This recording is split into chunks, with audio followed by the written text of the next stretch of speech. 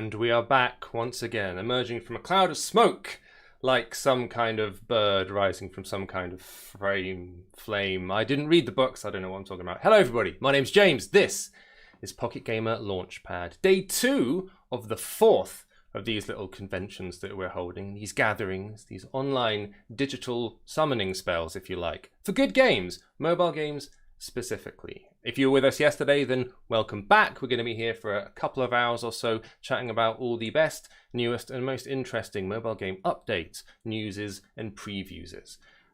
If you're not familiar with us and you wonder what the hell all this is, then what we do, right, is we're part of Pocket Gamer, pocketgamer.com. And that is the go-to mobile gaming website online. If you've not heard of it, then for shame. But you probably have, otherwise you wouldn't be here. So what we've been doing is covering mobile gaming since the very dawn of, I was going to say the touchscreen, but way before then, way back when Snake was eating its own tail, that's when we were on the scene giving it. Have you heard of Java games? Java games are good, aren't they? So it's fair to say that we've sort of cut our teeth on this stuff for quite some time, and we're still going.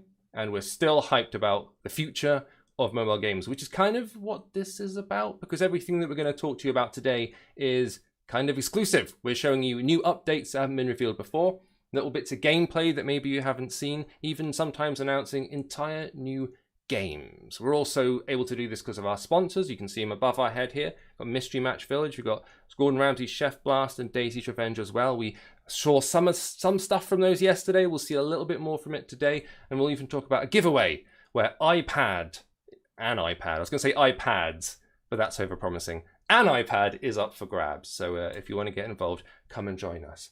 Speaking of people coming and joining me, I was joined by Dan yesterday, and I am joined by a brand new guest to the stream. She's never been on LaunchPad before, but please, everybody be upstanding for Sophia Aubrey-Drake. Hi everyone, thank you for having me. Your very own cloud of smoke as well, Sophia. How are you doing? You all right?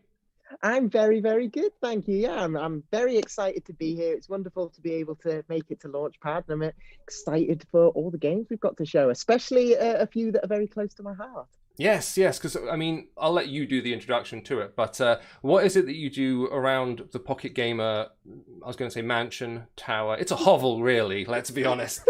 What is it you do around these parts?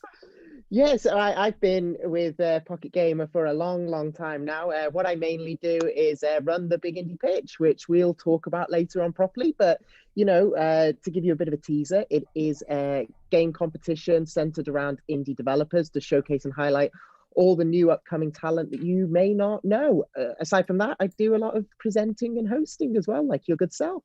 Yes, because we've been doing those Pocket Gamer Connects shows, those digital conferences, in lieu of our normal physical events that we tend to, you know, throw multiple times a year in different countries. Clearly, it's not really been possible for the past year or so, like most things haven't been possible. So we've had to make other plans, and that's mostly been jumping online, jumping on Zoom, and throwing these big gatherings, which still feature hundreds and hundreds of speakers and loads of attendees, and they tend to be a very good time. We did Beyond Games, which was the most recent one, and that was a really interesting step. We talked about it a little bit yesterday, but you were involved in that as well, and getting the whole, like, having people, we used to having developers on, we used to having people coming over and talking about their games, but when you've got, like, here's someone from the fashion industry over here, and here's someone who writes for TV, and here's someone from the movie industry, and you're all sort of talking about games and how they interconnect, and I found it quite interesting because we're sort of used to seeing the same people, or certainly a certain kind of person, games developers, publishers and whatnot, but I don't know, hearing people sit down and start chatting about like TV crossed with, but how do we get Louis Vuitton in there? It was a bit unusual, do you think?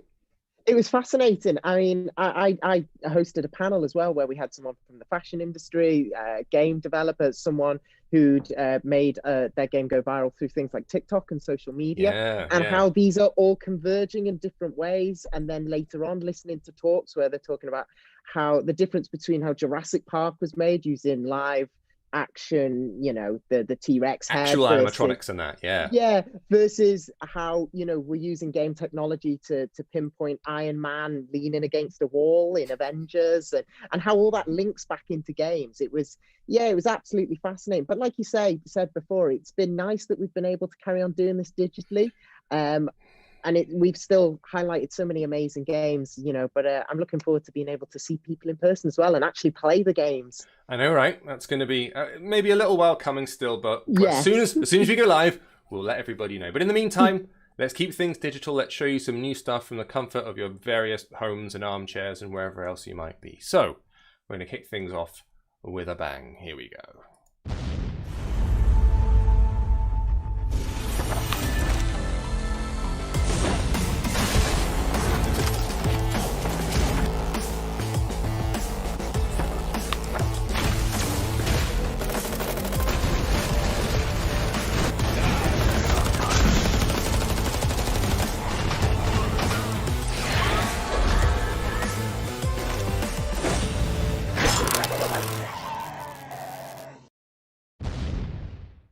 The fifth arc there, something of a regular. We talked about this game, maybe not the last stream, but the one before perhaps, but we played a bunch of gameplay from it. This is a top-down, I guess what you'd call a twin-stick shooter, and it is kind of post-apocalyptic. You've got your sort of quasi-cel-shaded art style business going on. You've got a whole bunch of weaponry, and it's a giggle. I was able to play it on Android and then show a bunch of footage during the last stream and had quite a nice time. We're mentioning it again because they've released another little gameplay glimpse from the latest build, because this still isn't currently available, and they've also got a character introduction. So if I just smash play here, we'll show a little bit of video to the side here. This is a character introductions for the various different folks you can play as and spend time leveling up. How do you deal with twin stick shooters on mobile? Do you find them comfy? You all right with them? I do, actually. I think one of the things that a lot of twin stick shooters need to consider is, I know we talk about on-screen controls, but I think, I think a lot of developers have gotten used to this, but being able to touch anywhere on the screen and have the twin sticks appear is key. This game really excites me. I'm kind of dying for it to come out. I like the sort of wackiness and craziness, and it's blend into, like, it feels like a cross between something like Borderlands and the likes of Alienation and Lara Croft and the Temple of Osiris and those sorts of things. That's right. Yeah, well, this is the new character playing right now. This is Brittany on screen running around. Previously I've been playing as, I forget the dude's name, but I've been playing as one main guy who is, I guess, a standard warrior dude, rifle, that kind of business. And then I've got this guy who looks kind of like this huge, stocky, almost like a fantasy dwarf or something, like big, stocky dude, big beard, and he's got a huge tire which he uses as a shield / offensive weapon, and he's quite good fun. I call him in as backup because you get to use like two characters at the same time, and you can pull someone in almost like tag team, and they suddenly teleport in and become an NPC that runs around defending you. Usually they last about 30 seconds before they get absolutely battered. And then they bugger off again. But it's fun while they're there, and it keeps everything kind of upbeat and explosive and all that. So the person you saw at the very end there, that was Brittany. She's a tech expert hero, relying on high-grade weapons, and has a bunch of skills of her own, because everyone's got sort of specific, unique perks and power-ups. Hers, you got power slide, so you can swoosh towards a designated destination. A powerful energy stream called Encore, which you can blast at folks, and she's based around music, so she pulls out a speaker and you do a move called Drop the Beat, which creates a sound wave that stuns enemies in an area. I haven't had a chance to play it yet, that's the thing. We've got that footage, but I haven't been able to get my hands on it. I think you saw at the end of the trailer there, it's like 2021 they are pitching as the release date, but we haven't got an official month, date thing or anything like that. There's also PvP business, which I'm really interested in. I've been getting slightly more into doing online multiplayer in general. I've been doing a little bit more recently, starting with things like Sea of Thieves, because traditionally I've never been that multiplayer-ish. I've tended to stay to solo campaigns, but I'm trying to be more social in our lockdown world.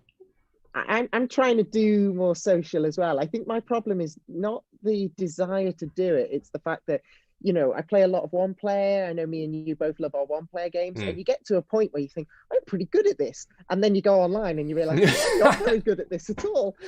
Yeah, you get the cruel reality. Time. Yeah. Other people turn up.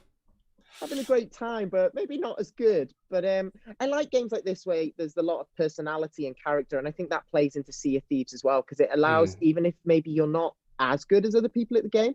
You've got a lot of ownership and personality in how you approach the game that I think means that you can enjoy it even if you're not the most skilled at the game. Yeah, and with like this one eases you in quite well because I played it for about an hour and a half or so with the build that I got sent, and I play it now, but it's an Android build I've got at the moment, and Android doesn't play well with live streaming. If it's on Apple, you're kind of getting away with it thanks to these things here that I'm waving in the. This looks a bit strange poking this up. This tiny little alien arm, which helps me play things live. But for Android, it's not quite so easy. But like it guides you through it quite neatly. There's no issue with kind of onboarding. It's an easy play and stuff that's, I guess, bright, colourful, and easy to distinguish on a small screen, which is another thing that I think gets slightly overlooked when you're trying to bring something onto mobile. As soon as you get those incredibly tiny characters on a greyish, greenish, brownish background, and it all just becomes this mess, especially if you're playing it on something this big. You can get away with it on a massive TV, but you need like bold colors and distinguishable outlines and stuff like that. So something with a kind of cartoony art style works incredibly well. Well, we've been talking more about Switch, and we cover a couple of things from Switch today, and Nintendo's basically the king of that. They've always done that sort of thing, haven't they? Like, you're a big Nintendo fan. Color is their bread and butter, isn't it? Yeah, exactly. I think, I mean, it's clear. I mean, even when Nintendo jumped into the shooter space with Splatoon, they went into those high popping colors, vibrancy, neon. You see that in Super Mario a lot. I mean, Super Mario Sunshine's a key example of that, with like the color everywhere and bringing back life. And I think in this case, what you're saying about mobile is key, because one of the things I think that works really well that they're utilizing is cell shading, because it obviously gives those strong outlines and then allows the colors within to really pop and jump out. But you're right, Nintendo's been doing this for years, and it's nice to see a lot of people take that inspiration, but make it their own as well. No, it works really well. Funny enough, I saw that movie that appeared on Netflix recently, the one with the terrible name but's really good, The Mitchells versus the Machines. Yeah, it's very like post Spider-Verse, where they've gone a similar route where it's very exaggerated, almost cell shaded, but they're trying to make things look abstract rather than realistic. And I think that serves it really well and gives it a lot of character, because otherwise stuff becomes a bit homogenous. There's a look to animated movies now, I think. And to some video games as well. There's a particular kind of look where everything looks round and I like Pixar, but smooth and Pixar-ish, and it's kind of a much of a muchness. So when something comes through and looks a little bit different, you're like, oh, hello, personality. I'd forgotten about you.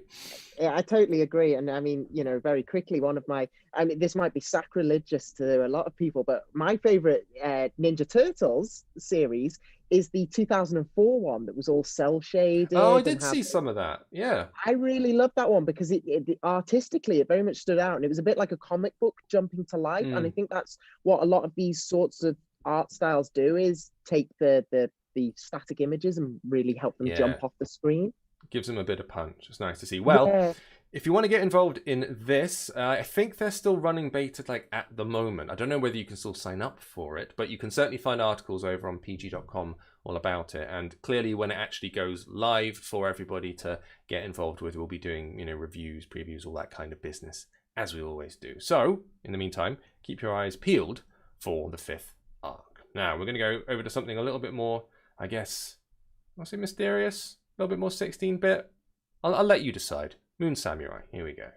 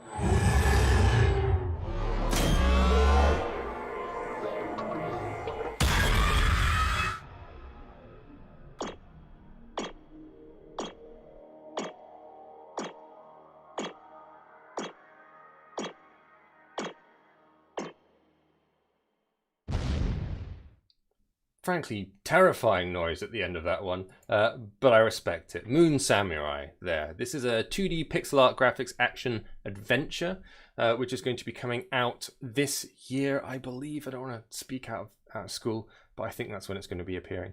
As you gathered from the trailer right there, sci-fi, noirish. I mean, you can already see inspirations from retro games like, Prince of Persia, Double Dragon, that kind of stuff. Did you? I already know the answer. Really, of course, you like side-scrolling 16-bit platformers, don't you? I am all over this. Anyone who knows me knows I absolutely live and breathe retro, especially 8 and 16-bit from the likes of the Mega Drive, Super Nintendo, Game Boy, Famicom. I'm all over this game. I see a little bit of the likes of like Streets of Rage. I know you can't, it doesn't look like you've got that layered system to the movement, but it looks like it's got that fluid action. That bit where the main character jumps back off the wall in the trailer, just looked so funky. And I like the fact that the weapon is seemingly more like some sort of blade that switches, because it was a nunchuck at one point. It's a katana at another point.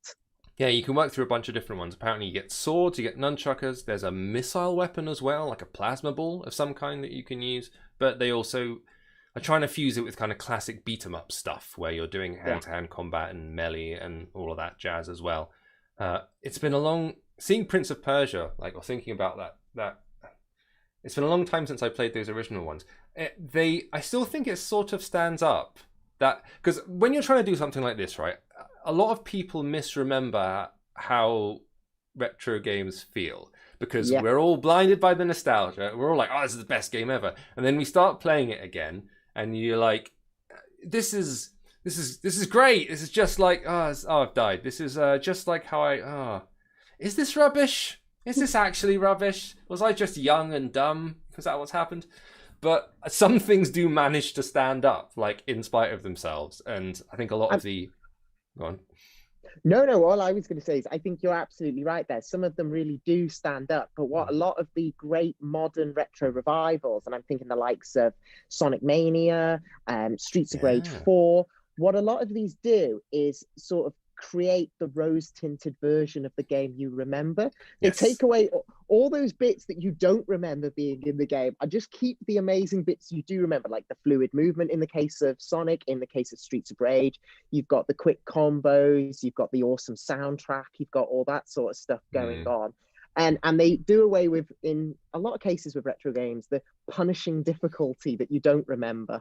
Well, you don't need the whole live system so much anymore, because it's a holdover from arcades when they were trying to take all your money. So you can do away with some of that stuff. And I think Sonic's a funny example, because I feel like people always remember what's the main thing you remember from Sonic. It's like, it's the speed. It's so fast. It's not. Sonic is not that fast. The original Sonic, it's not as fast as you think it is when you go back. And that's not a bad thing, but it's very deliberate. And I think you're right that they make the games play how you think they played, rather than how they actually played. And that's the way to kind of modernize the 16-bit and the 8-bit stuff. Now, obviously, we haven't had a chance to play this yet. At the moment, we're just seeing this as a little exclusive bit of gameplay that you saw there. But it did look like it's trying to sort of take advantage of all the gifts that the modern world has given us, whilst at the same time maintaining the aesthetic, which tends to have been most of the success stories from this kind of thing, I feel. Beyond things that there are certain genres that work really well regardless. So RPGs, if you're talking about that, you can keep your 16-bit style and your turn-based combat and you just reproduce the same game, really. And there's a crowd of people who will really, really love it. But I think when it comes to action and combat, because things have moved on so much in regards to what you can do, and people are used to running around 3D spaces and having all these options, when you're suddenly limited to kind of like a dit, people go, I don't know. I can be bothered with this. It's like I would say one of the greatest sort of 2D action side-scrolling games is the original Ninja Gaiden trilogy. Yeah. We all think of the Xbox, with the Xbox re-release Ninja Gaiden Black that's being re-released in June, July as the Master Collection. But the original Ninja Gaiden is just so good and so fluid. The problem it has is it's absolutely mind-bendingly crippling difficulty. And the lack of a checkpoint system. It's like, I've hit some random bird in the sky, fallen backwards, dead. Back to the start. Yeah. But yeah, I mean, the other thing I think with this game as well, which does appeal to me with Moon Samurai, is it seems like it might have a really interesting storyline that goes with it as well.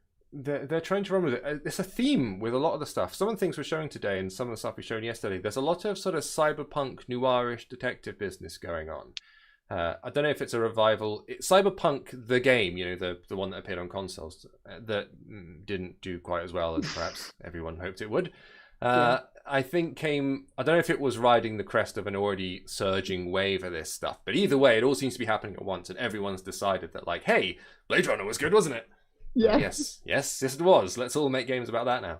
But I on the one hand, I'm like, everyone's jumping on a bandwagon, and on the other hand, is like, I'm absolutely playing all of these games because I really like Blade Runner. So I guess I'm the sucker here. I am the audience. But as you saw from what they showed here, you get a bunch of different types of enemies. You got 8 levels with 50 different locations within the levels, so they're going to be broken up into stages. And basically, we're just keen, and we're looking forward to seeing what they come up with. Very much so. As soon as they get an actual playable build out, we will be all over it. And I believe that this year is the release date for it. As always, go over to puckgamer.com and you can track more stuff. And as soon as there are updates, you guys will be the first to know. Right, we're gonna chill things out now. We're gonna get painterly. We're gonna get a bit watercolory. We're gonna get rid of that. We're gonna replace it with Dordogne. Welcome to Dordogne, our nostalgic watercolor adventure where everything you see is hand-painted on paper before being brought to life in-game. You play as Mimi, a young woman revisiting her childhood memories of the summer she spent with her recently passed grandmother in Dordogne. As a gentle reminder to make the most out of life, Mimi's grandmother left behind letters, puzzles and mysteries for her to discover and solve. As you explore the beautiful world of Dordogne, you'll collect words, sounds and photos to craft and design Mimi's journal, a treasure trove of memories that mean everything to her. Discover a loving family story in our narrative adventure that is full of heart, spirit and kindness. We can't wait for you to meet Mimi and explore our watercolor world when Dordogne launches later this year on Nintendo Switch alongside PC. Thank you, and see you in Dordogne. That looks nice. That makes you go, and relax and chill. So, Dordogne, coming to Nintendo Switch, as the narrator told you there. Playing as Mimi, 32-year-old woman revisiting the house of a recently deceased grandparent, and it's a place that they used to spend summers when they were kids. And so it's all about going back through childhood memories and finding what happened in timelines, and it looks like one of those exploratory feelings, heart on its sleeve kind of stories that I also quite enjoy. I think some people tend to lean away from stuff that's based around, I don't know, like emotional content. Not to put too fine a point on it, you know what I mean? Like, where's the gun tends to be the question for a lot of people with some games, and I'm quite into it. Do you like the kind of narrative, like solely narrative, and almost, dare I say, things like walking simulators? How do you feel about them? I do, actually. I'm a big fan of them. I mean, I'm a massive fan of the visual novel genre, which is slightly different, but like a huge Ace Attorney fan, Professor Layton, those sorts of games. And then this is like one step beyond. So I think recently I played A Short Hike, and that has similar vibes on Switch. But years ago, it was only ever released in Japan, but there was a game called, I think it translates to something like My Summer Vacation. It's a PlayStation exclusive title. And it's all about this person, and how they spent their summers as a child in the countryside.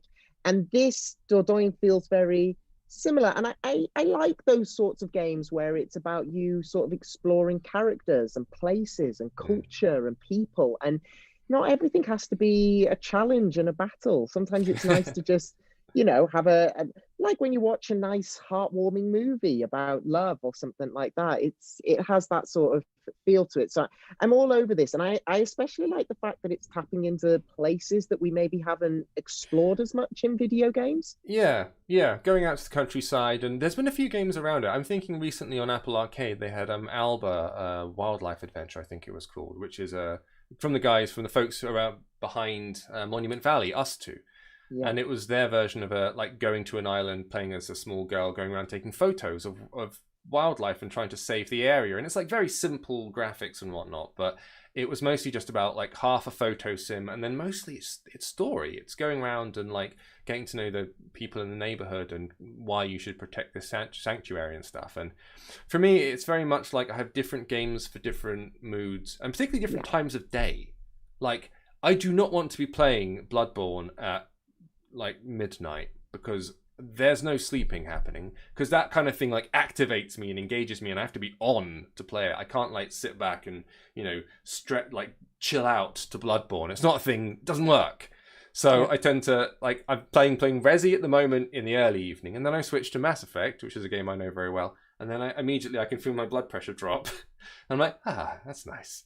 And I think this caters to that. And the Switch has been huge for this kind of thing as well, but precisely because you can play any game at any time, whatever the mood, because you take it with you. I know you're a Switch fan with a big library. There's my Switch. Yeah, you see it just poking out in the corner. Well, I can see it. Yeah, I actually counted my Switch games the other day. I think it's nearing around 200 now, so it's a meaty library. And yeah, you're right. I mean, I know we're twinsies in playing Mass Effect, but I totally agree with you, Al. And the good thing about Mass Effect, which is similar in the sense of Dordogne, is yes, it's a shooter. We all know that sort of stuff. But some of the little side stories are just investigating weird, quirky things and relationships, especially in the later games in the trilogy. Yeah. And so, I like that when you were talking about Dordogne as well, and how there's, you know, games where you just do sort of normal things that aren't necessarily violent or challenging. What came to mind is 2 PlayStation 3 games like Africa and what was it? The one Aeronaut's Holiday, I believe. Oh, I've heard of that one. I haven't heard of Africa. Africa, I mean, it's made by Natsume, and it was sort of like a 7 out of 10 middle of the road game. Okay. It's basically Pokemon Snap, but in the African wildlife. Which I assume you've got Pokemon Snap. Did you pick it up? I do. Of course you do. I do. I love Pokemon Snap. All things Pokemon. I'm not slightly surprised. Well, within this one, if you're playing Dordogne, the whole part of the adventure stuff is collecting photos. You're doing sounds, objects, and words, gathering them all to create her journal. So the idea is you're building up a kind of history of where you've been and what happened there in the past, and keeping memories of summers spent alive, which sounds nice. I think certainly seeing any kind of countryside or any like vaguely holiday-ish looking destination at the moment is like,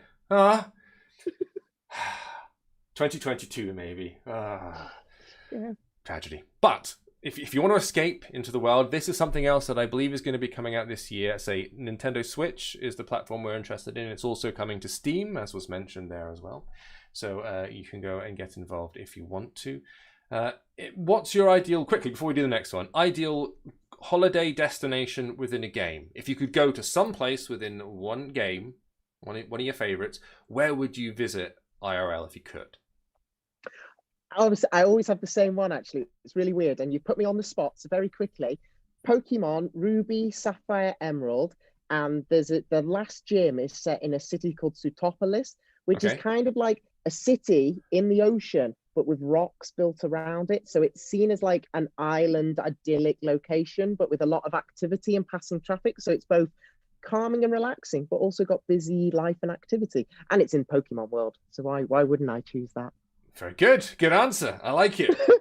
Holiday destination sorted. All right. Well, if you fancy popping to France, then we can check out Dordogne later on in the year. And we always say it, head over to pocketgamer.com to go and check it out. If you're just joining us, then welcome. This is LaunchPad number 4, day 2, which is our little mobile gaming show that we do every now and then, showing you news, reviews, exclusive videos, updates, and gameplay from stuff that is exclusively mobile-based. So iPhone, iPad, Android, and Switch as well, if your pockets are big enough.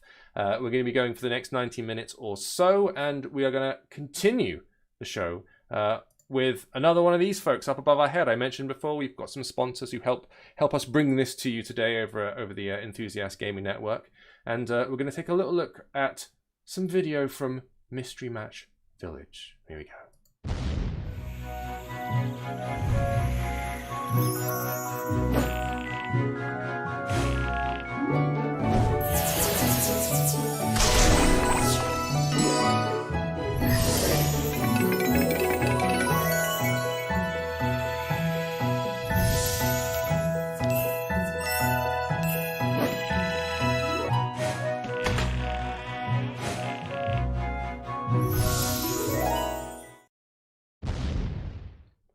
There we go. Mystery Match Village. Let me throw up a little graphic here. So, we were talking yesterday when we were discussing Gordon Ramsay's Chef Blast about match 3 puzzlers and what you can do in order to keep them fresh and interesting and exciting. Because, as Dan mentioned yesterday, that one of the reasons these things are popular is because they're so easily accessible for such a wide range of people. Like, obviously, as people who play games or core games, or I can never think of a good way to say it without it sounding like, real gamers or something like that, which a term I hate, But people who play a lot of games and consoles are obviously accustomed to this kind of thing, whereas perhaps other folks who don't own, all the consoles and a high-powered gaming PC are used to playing, they come up with the first PC they get and they start playing Solitaire and Minesweeper.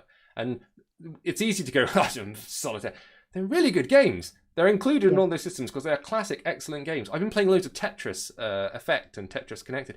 Such a good game. Tetris is forever. Like, it's just the best stuff. So Match 3 is kind of this tried and tested thing. And with the case of Mystery Match Village, what they're trying to do by keeping it interesting is mixing genres. So what we've got here is a bit of Match 3, a bit of kind of hidden object, and a bit of investigation mystery stuff. And also, they're almost like, you're almost looking after the village and stuff as well. We've got some gameplay that we're going to show you. We can kind of walk you through the different things that this game is doing. I find it's kind of interesting. So we're kicking things off. It's got a very like Miss Marple murder mystery. I don't know if you see Knives Out. I like that. Yeah, I love that film. So good. Good, isn't it? So they're running with that. So it's all kind of mysterious business. And you get actual plot alongside, which helps for me because I think more than by numbers, I think I'm more motivated by plot as a gamer. Are you a score chaser or do you prefer a story?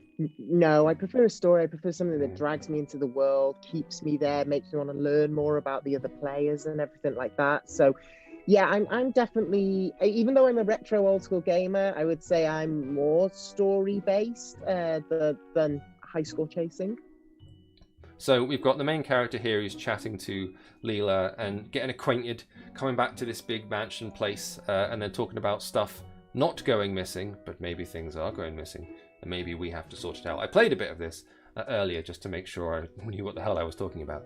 And yes, it ties together into one of those things that's like about 3 or 4 tiers of gameplay, which is quite nice sometimes to break between almost different genres within the same game. So with this one, you've got the match 3 stuff, and this is one of those ones where you do the matching by dragging a tile, one tile over, rather than just the tapping. Yeah. But similar in some ways to Gordon Ramsay Chef Blast, you've got those power-ups that you can use, ones that will eliminate all the same colours on the screen at the same time. And then once you've completed that section, you collect your stars, and then you get plot. So here we're dropped into the library, and now you've got objects at the bottom of the screen that you have to locate. And these are basically clues that will be in some way connected to the plot later on. So someone can wander through and they're grabbing handkerchiefs and trolleys and all that stuff. And specifically, this handkerchief has got initials on it, which, if you've ever seen any murder mystery, if you've watched a single episode of It's a clue! Of course it's a clue! It's someone in the chat trying to get me to do the Daniel Craig advert. I will never do that, chat person. And neither should he, really. I want him to come back for the second movie, because they're doing a Knives Out 2, with a completely different, unexplainably bad accent. I just want him to change every sequel for no reason at all. So they've come away with that handkerchief clue, and now they're working through, like, right, I've got to speak to Adrian, so he's a potential person that we've got to chat to. And now we're looking at the library, and this is another thing as well. So this library apparently looks a bit rough, so you need to start, like, cutting away all of the foliage and clearing it up, and that might reveal something as well. So I initially was just expecting, like, match 3, here we go, match 3, and there is a much more stuff going on, and it's like notably different from the thing that we showed yesterday, as in, I mean, I can't cook anything in this for a start, which is a shame. I don't expect any recipes to appear, but different kind of game. Yeah, I mean, first of all, I am very ecstatic. Even if it was on yesterday's stream, I'm taking it to be sharing a screen with the great Gordon Ramsay above my head. But Okay. I am all over the story elements. I'm a big fan of murder mysteries, especially like you say, that sort of Agatha Christie style, the sort of locked room murder mystery, the Knives Out style, where you as the audience, I mean, Ace Attorney does that. Like I said, I'm a massive Ace Attorney fan, where it draws you in and it's challenging you to try and spot the clues as the story goes along. So I really like that, because I think what the game's doing pretty well there is taking an established mechanic like Match 3 to bring people into gaming and into the world and get them involved, and then adding in a story that will keep them encapsulated in the world as well. It's layers of complexity and it's easing people in. Found a gold carving. This is a good sign. Because as I said, for people who maybe aren't as used to dealing with, you know, consoles and 15 face buttons on a controller and stuff, they need to be kind of walked through how gaming stuff works. And obviously maybe they haven't encountered all these other different genres, and to kind of layer them in a way that is accessible to people, whilst also introducing like quite a lot of layers of complexity in a way that feels organic and feels comfortable is a neat trick if you can pull it off. More explosions. I like that. Still got bombs here, not chilies, but you know, same effect. So you can destroy like numerous blocks in a single row. You can pick on certain colors. You can use rockets to kind of zoom out and then hit specific tiles if you kind of place them in the right place and choose the right thing to do.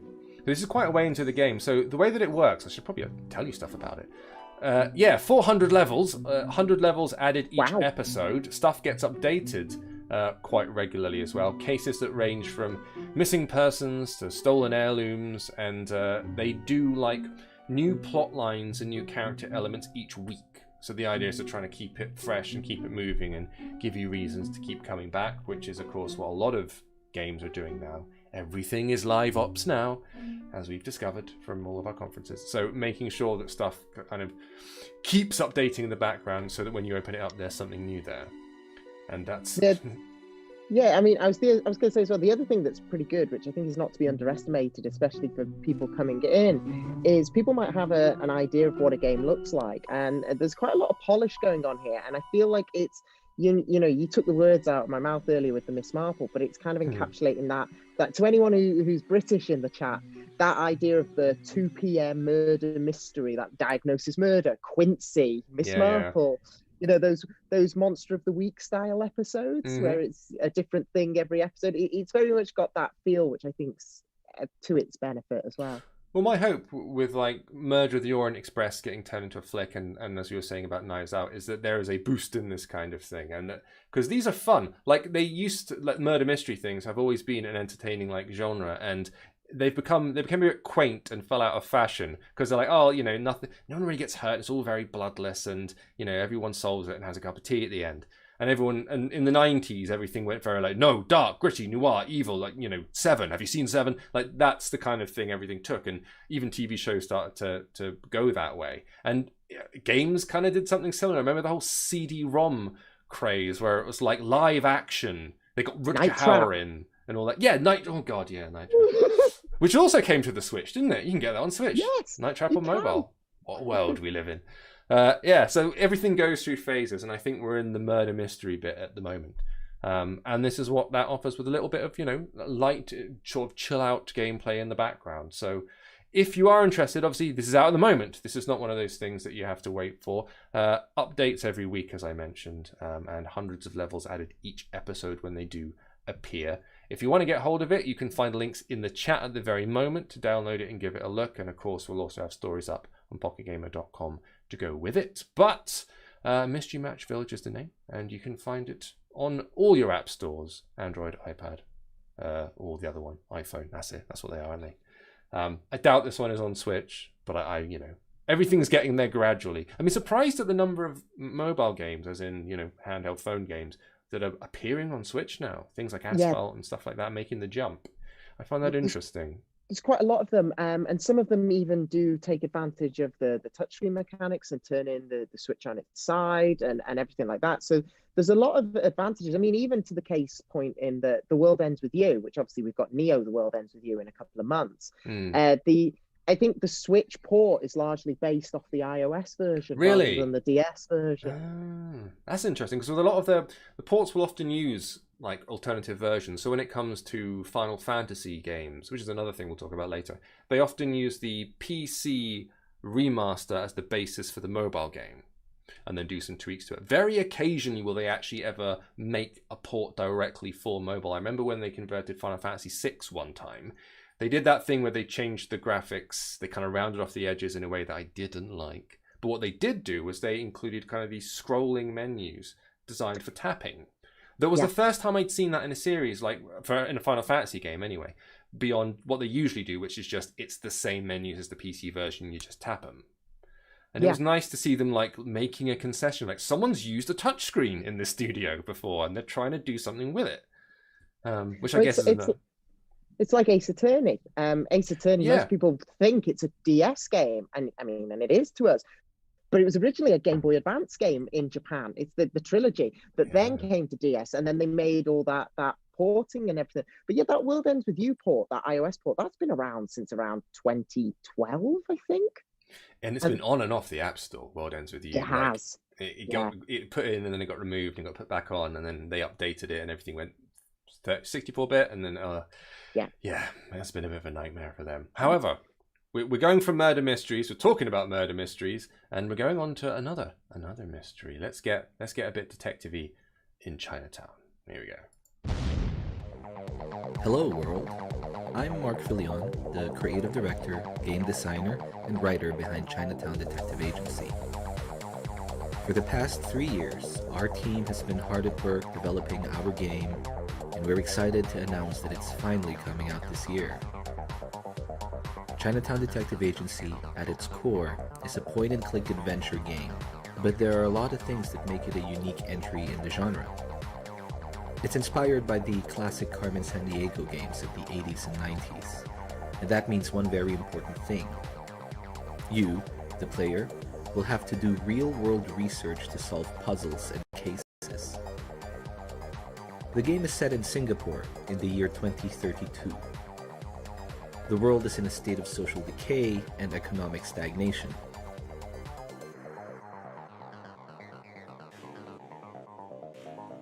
You play Amira Dharma, the ex-cop and Interpol officer who starts her own detective agency in the city's Chinatown district. You'll meet a cast of interesting and shadowy characters that will offer you cases to work on. Please, call me Rupert. I work for a special group of people with a wide range of interests. The stories you experience will depend on which clients you choose to work for. You'll travel around Singapore and cities around the world in search of leads, and you'll often be met with puzzles that require real-world research. So you'll have to do real research online, or even consult reference books that you may have lying around to advance through the game. The puzzles range in difficulty as the game progresses, and you'll always be offered an easy way out in case you get stuck and would rather focus on the story rather than mystery solving. But it will, of course, come at a cost. Speaking of costs, aside from the detective work, you'll also need to make sure you're earning enough money to pay your business's bills, as well as expenses like employee salaries. So you'll have to be careful with your money. If your bills go unpaid for too long, you risk going bankrupt and it's game over. The game features dozens of real locations around the world and in Singapore. You'll need to book flight tickets and ride the metro as you travel from one location to another. The beautifully crafted locations offer lots of interactions that tell you more about the dark cyber noir world we've created as it falls apart at the seams.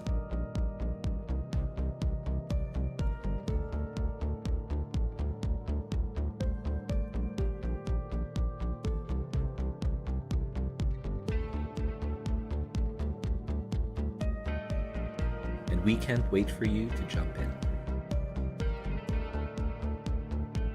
Chinatown Detective Agency will be releasing in late summer 2021 on Switch, as well as on PC. Join us on Discord, Twitter, Facebook, and Instagram to get updates. Another one for your switches there. Let me just pop this onto bed and pull up. Chinatown Detective Agency. This one is, I feel like this is another Dan Sullivan special. Dan, if you're watching, hey there, thank you. We've got some more interactive noir mystery business. This time starring one Amira Dharma, who is a rising star at Interpol, now a PI in the heart of Chinatown. And it's all going to go a bit... This one, I mean, Blade Runner obviously is another inspiration, as we can all see. But they've also cited things like the Da Vinci Code and Black Mirror, which makes me think of terrible things happening via technology while you frantically run around with a bad wig on. But I'm not a fan of the Da Vinci Code, I would say that. But based in Singapore, searching out leads, talking with lots of different folks with, as you can hear, it's like there's voice acting stuff as well. They're really leaning into the full interactive mystery of it. And the thing that they cited as an inspiration for this, which was really nice, because I haven't heard this game name in years, is Carmen Sandiego. Like, where in the world is Carmen Sandiego? Yeah. That makes me think of like back to like 486 PCs and CD-ROMs again and all of that. That's nuts. I haven't heard that phrase in ages. That makes me think of Carter 95. Although there is a recent, if I'm not mistaken, Carmen Sandiego Netflix series, I think. Oh, really? They've turned it into a thing? I'm fairly sure. If I am wrong, I apologize to all of the chat. I believe you. Got excited, but I'm fairly sure there is a Carmen Sandiego Netflix series. That'd be interesting. It's showing our age, Jane. How dare you, Darv? How dare you? I heard about it. I've got older brothers who are 10 and 12 years older than me. All right, so they're the ones. That's the reason I sound 10 years older than like this youthful face, clearly. Anyway, so what we've got here is leads and clues to follow as a detective in Chinatown, piecing together evidence affecting the outcome of your case, which is how we like it. So this is leaning into much more, I suppose, the interaction between you messing around with plot elements and discovering actual items within the game and it having an impact on what goes on, similar to the way that conversation dynamics are playing much more of a part in modern games to the way that the plot unfolds. This is the stuff that, and again, not everything's about Mass Effect. It is, but it's not. But that notion of what you say will affect what happens next. The Telltale games, they will remember that thing that pops up in the corner.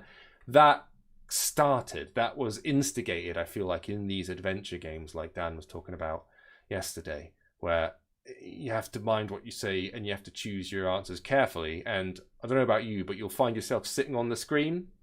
You know that point where you're playing and they've said something and you're like going, ooh.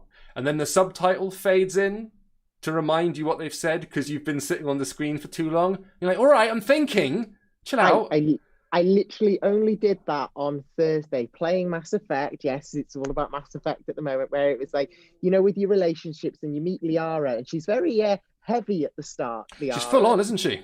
Yeah. And I was like, I don't know where I want this to go. And I literally just did the whole thing where you turn because, you know, like yourself, we've got Xboxes where you can just power it down and carry on.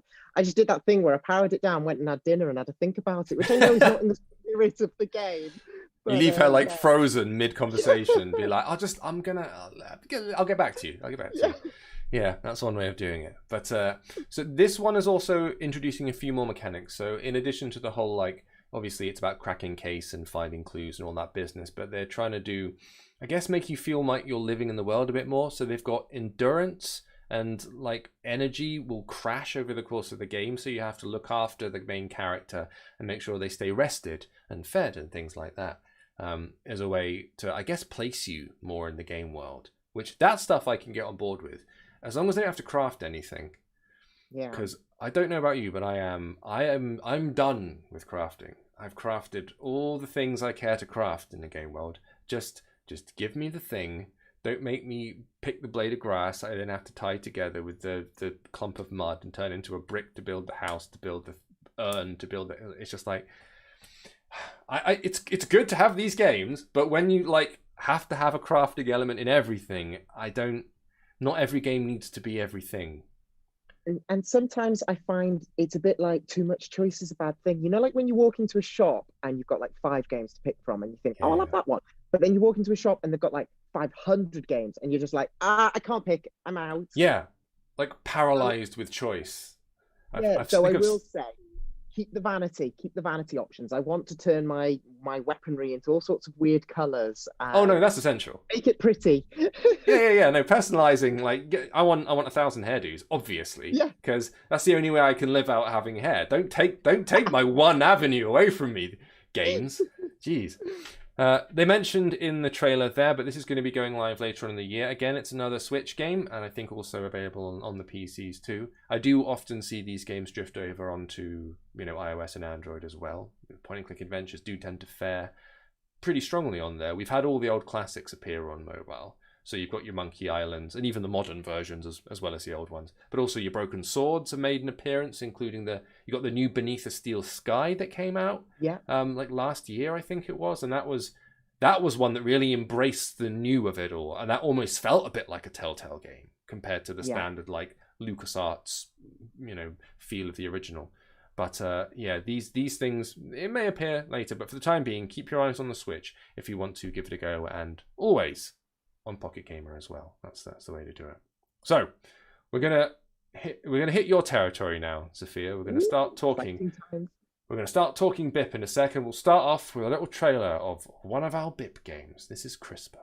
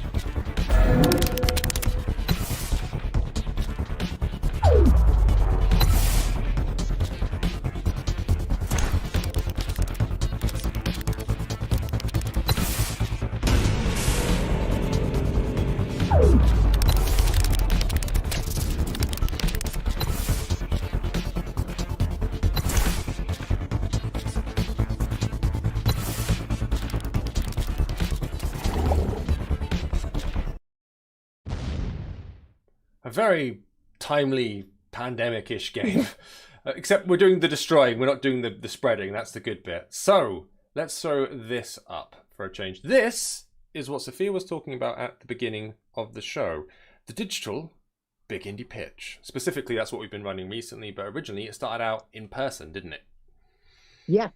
Yeah, I mean, we've been running the Big Indie Pitch since 2013. I believe we started it at GDC in San Francisco, if my memory serves me correctly. And, the very short version is that what happens with the Big Indie Pitch is developers bring their games along. They get 5 minutes at each table of judges. We normally have around 5 tables with maybe around 2 judges on each table. And they get to very quickly in 5 minutes say, hey, this is my game. This is why it's different, unique, and interesting, and this is why you should like it. And we obviously have prizes for the winners, and we showcase all of the games. You can find tons of articles, a lot of them written by myself over on pocketgamer.com, highlighting all the games, not just the winners. And but mainly it's so that developers can get some valuable feedback from the judges and sort of learn how to, because this is for games in development, how to grow and evolve their game. Yeah, we've been at, like, every single one of our conferences basically has had one of these, and then we also do them alongside in other locations and events as well. And I've been a large number of them too, and it's a really nice thing to see, because you've got a lot of often up and coming indie devs. It's often very small teams of people who are there just to obviously try and get some exposure. And on the one hand, it's just exposure, and people are going like, oh, I want just to show people stuff. But the other side of it is much more like the connections and the feedback, like you say, because the people that we get in to judge these events are not just like, it's not just us.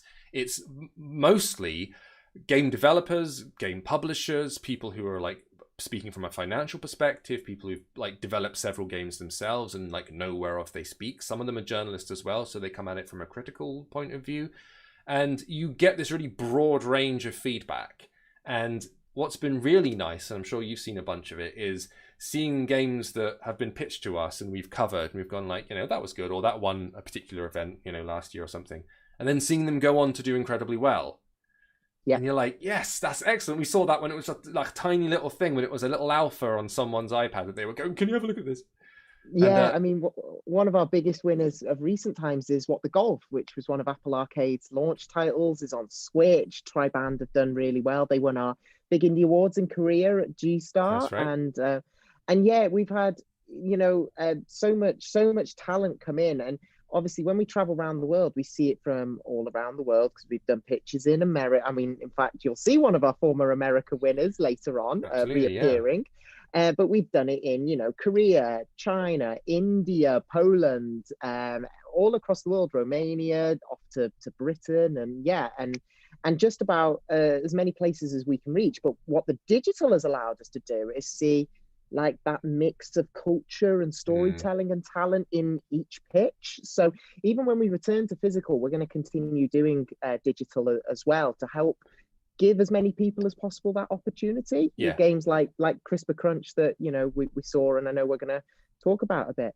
Yeah. So obviously you took a look at this, and this was one of your recommendations from the show itself. But defending bacteria against waves of attacking viruses. You're matching DNA sequences, so you saw the color matching element on the trailer there originally. And it's trying to merge that kind of classic color matching stuff with, I guess, scientific settings. And I think, is there a bit of story in there as well, they're suggesting? Yeah, there's like a loose underlying story about how genetics works, and it's a lot of it's way over my head, but I think what's so great about the game is it starts to teach you fundamentals of microbiology and battling bacteria within the game.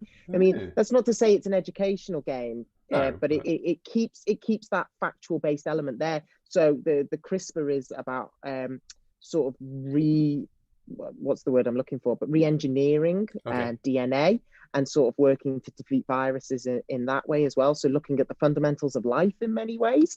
And so it's quite nice in the sense that, you've got that core gameplay, much like we were talking about before with the matching mechanics, but it's based in fundamentals of science and microbiology and how people really do tackle bacteria and viruses, but Fun. making it fun. Yeah, this isn't gaming as gloomy as Pandemic or something like that, which is a great game, but that's kind of bleak. Yeah, I enjoy it, but I've not been playing it recently for reasons. That's literally what I was going to say. I love Pandemic, but I played it once a couple of months back, and I was like, this isn't as fun at the moment in an actual pandemic. No.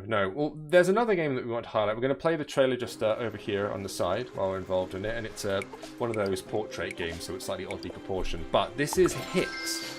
So it describes itself as you're helping the godlike Hicks, which is the main character, restore his island after his brothers made a mess of everything. So this is swapping land tiles around to reconnect roads and rivers and things like that. Now, where did you see this one? Was this the same show as CRISPR? Yeah, so both Hicks and CRISPR Crunch were in our top 3 for the last big indie. Well, not the most recent one I did was only on Wednesday. And everyone who's in the audience, if you want to learn more about that, I'll be revealing more about the winners and all the games next week on that.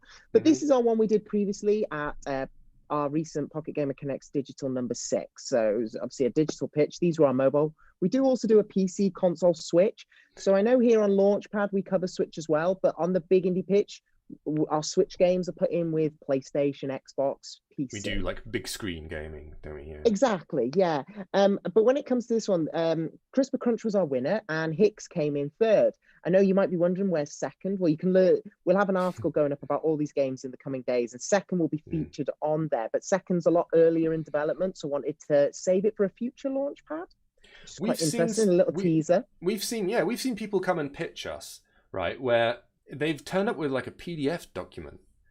We've had that, haven't we? And it's been like a really interesting thing. Like, I'm not sure how we judge this, because this is basically I know it's called the Big Indie Pitch, but this is like literally a pitch document, and we can't play anything. But I always think it's incredible that people like travel all that distance, and they are that enthusiastic, or certainly that interested in.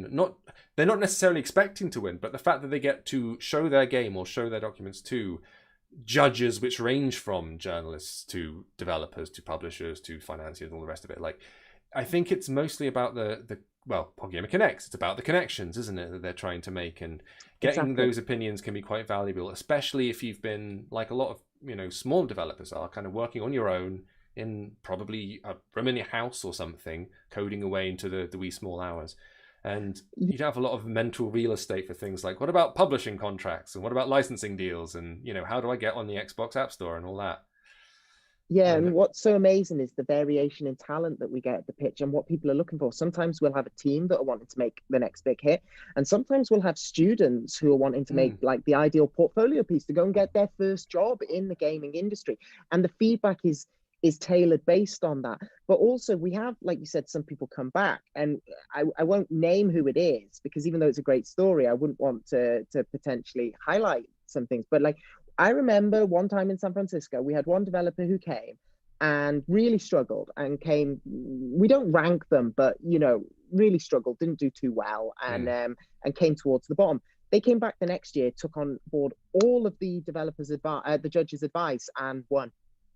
Nice. They came first or second. They literally did the to use a rags to riches thing. Yeah. They did the whole relegation battle to champions, and it was really, really heartwarming and so lovely to see. And we only had that recently with the pitch I did on Wednesday. It's a little bit of a spoiler, but they came along. I mean, they did well the first time they came along. They just missed out. They came like 4th or 5th. Came back on Wednesday and won. And that's so amazing. And yeah, we see a lot of various stuff, like CRISPR Crunch is doing all that sort of thing. But on the flip, Hicks is like your traditional puzzler, but it's got quite a cool little story thing. Just before we move on, to quickly say, like with Hicks, what's really cool is you've obviously got that puzzle mechanic, but there's that story of these warring gods going on, and you can collect like little items that the bad brother has stolen from the good brother.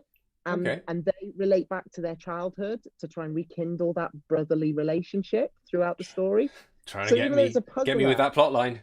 Yeah, it's kind of nice. Very nice. Well, as we say, if you want to get involved with the Big Indie Pitch, you can obviously go and pretty much contact you directly, right? Like there's a website, that's from the website, that image over there. So if you Google Big Indie Pitch, you will find immediately. You can start sending pitch documents and whatnot, and certainly our next conference, which will be Pocket Gamer Connects number 7, which will be happening in July, and links will be in the chat, I'm sure, for that. So go get involved if you're interested. If you're making a game, if you want to show it to some people and potentially have it win prizes, have it get coverage and publishing stuff on pocketgamer.com, and maybe even win a baseball bat. Don't ask, we'll explain it when you get involved. Fair enough. Okay, we are reaching the halfway point for this one. So we're going to do what we did yesterday, which is show you a feature that we've produced. This is something that you will get if you, for example, subscribe to the Pocket Gamer YouTube channel, which I advise you do. We do reviews, hands-on coverage, and also top lists and things of that nature. And this is one of them. So we've taken a look at PocketGamer.com's rankings of RPGs. And these are basically our top 10 RPGs currently available on mobile. So we'll see you in a little bit.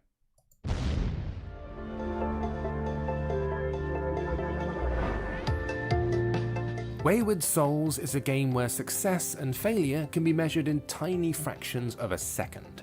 You have to guide one of 4 warriors blind into dungeon after dungeon, facing almost insurmountable odds while wearing underpowered equipment and trying to scale a mythical tower. It's a game that demands attention and precision, that twinkles with brilliant ideas and visual flourishes, confident enough to forge its own path through the roguelike RPG genre. It's mobile gaming at its most solid, its most polished, and its most entertaining. In so many free-to-play gacha RPGs, it feels like the primary goal of the game is just to pull better loot and equipment and watch the numbers go up.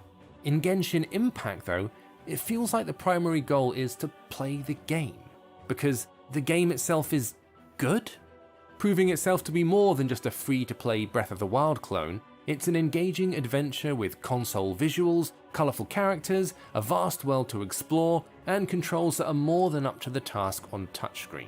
Put your preconceptions aside and give it a try. I know you're halfway through Mass Effect Legendary Edition at the minute, and rightfully so, because Mass Effect is the best. But Knights of the Old Republic, BioWare's first stab at a great big space opera RPG, walked so Mass Effect could run. And when we say walked, we mean strutted with style. All the mechanics are there. Dialogue options with gameplay consequences, a combo of mystical powers and sci-fi blasters, multiple planets to hop between, and a space mountain of lore to conquer. The mobile port is superb, smoother than ever, and a perfect fit for touchscreens, and the game remains one of the best RPGs ever made. You could easily mistake Grim Valor as another game riffing on the Dark Souls template. At its heart, it's an action RPG platformer, but it owes as much to the 16-bit games of old as it does to From Software's more modern franchise. Chaining together a slick series of attacks, dodges, and jumps is incredibly satisfying, but by no means easy, and it doesn't care how much progress you lose when your corpse hits the floor. But difficult games need to give you moments of hope to ensure that for every humiliating defeat, there's a chance you can dust yourself off and come back victorious. And Grim Valor gets that balance pretty much spot on. Dragon Quest VIII is an exercise in the finest nostalgia. It's a game RPG fans know and love, polished up to fit on your phone or tablet. But at the same time, it's a port that takes chances. It plays portrait rather than landscape, so technically you can play it with a single hand. It doesn't pull its punches either, punishing the unprepared when they step into a dungeon without enough supplies. It demands a lot of your time, and while its battle systems aren't as complex as some modern RPGs, there's still a lot to learn. And, most importantly, it's still great. Hey look, a mobile single-player strategy RPG where you level up a deck of characters while some melodrama plays out in the background. No, it's not Fire Emblem Heroes, this is Languissa Mobile, and it's cracking. Each member of your big war gang has an entire army at their back, so when you engage them on the battlefield, you're treated to big, brilliantly animated action sequences. The flow is smooth, the tactics are thoughtful, there's a PvP mode to unlock. It's a bit stingy with the summons, but the rewards are plentiful, and there is tons of fun to be had. Cat Quest was a delight. Pulling from the likes of classic top-down Zelda, it delivered warm and fuzzy RPG goodness in a cute and colourful package. Cat Quest 2 doubles down on the premise, literally. There's 2 cat protagonists this time, each with their own abilities, weapons, gear, and magic attacks. That means not only do you have a backup in solo mode, but co-op is also on the table. It's almost impossible not to be instantly charmed the moment you turn this thing on, and we'd recommend giving both games a go if you get the chance. This might be a bit of a niche recommendation. After all, the original RuneScape is in some ways a crude beast by modern standards, and the PC build has gone through numerous overhauls since 2001 to become a markedly different game. It crams a lot of information onto the touchscreen, and we're not gonna lie, the controls are kinda wonky even by PC port standards. However, to have the original incarnation of such a monumental game up and running and live like it's Y2K all over again is kinda wild, and it's made a lot of people very happy. So kudos to old school RuneScape. Norse mythology comes to life in unusual and poetic ways in the Banner Saga. The old gods are dead. Humanity lives uneasily alongside a race of horned giants. There's a long dormant race of walking suits of armor on the rampage. Pairing interactive choose-your-own-adventure storytelling with challenging turn-based combat creates a unique flavor that we found intoxicating. The rich setting and rewarding battle system complement each other beautifully, making the Banner Saga an RPG to savor. Though Final Fantasy VII has kind of become the poster child for the series, Final Fantasy VIII is, in some circles overlooked, one of the high points of the franchise. The recently launched mobile version gives you renewed character models, HD graphics, and new features like battle assists and an option to progress the game at 3 times the speed. We know some might object to the way the pre-rendered backgrounds have been treated, but with Cloud back in action on PS4 and PS5, we reckon now is the perfect time to check back with Squall and his preposterous gun sword and remind yourself why this one is a stone cold classic.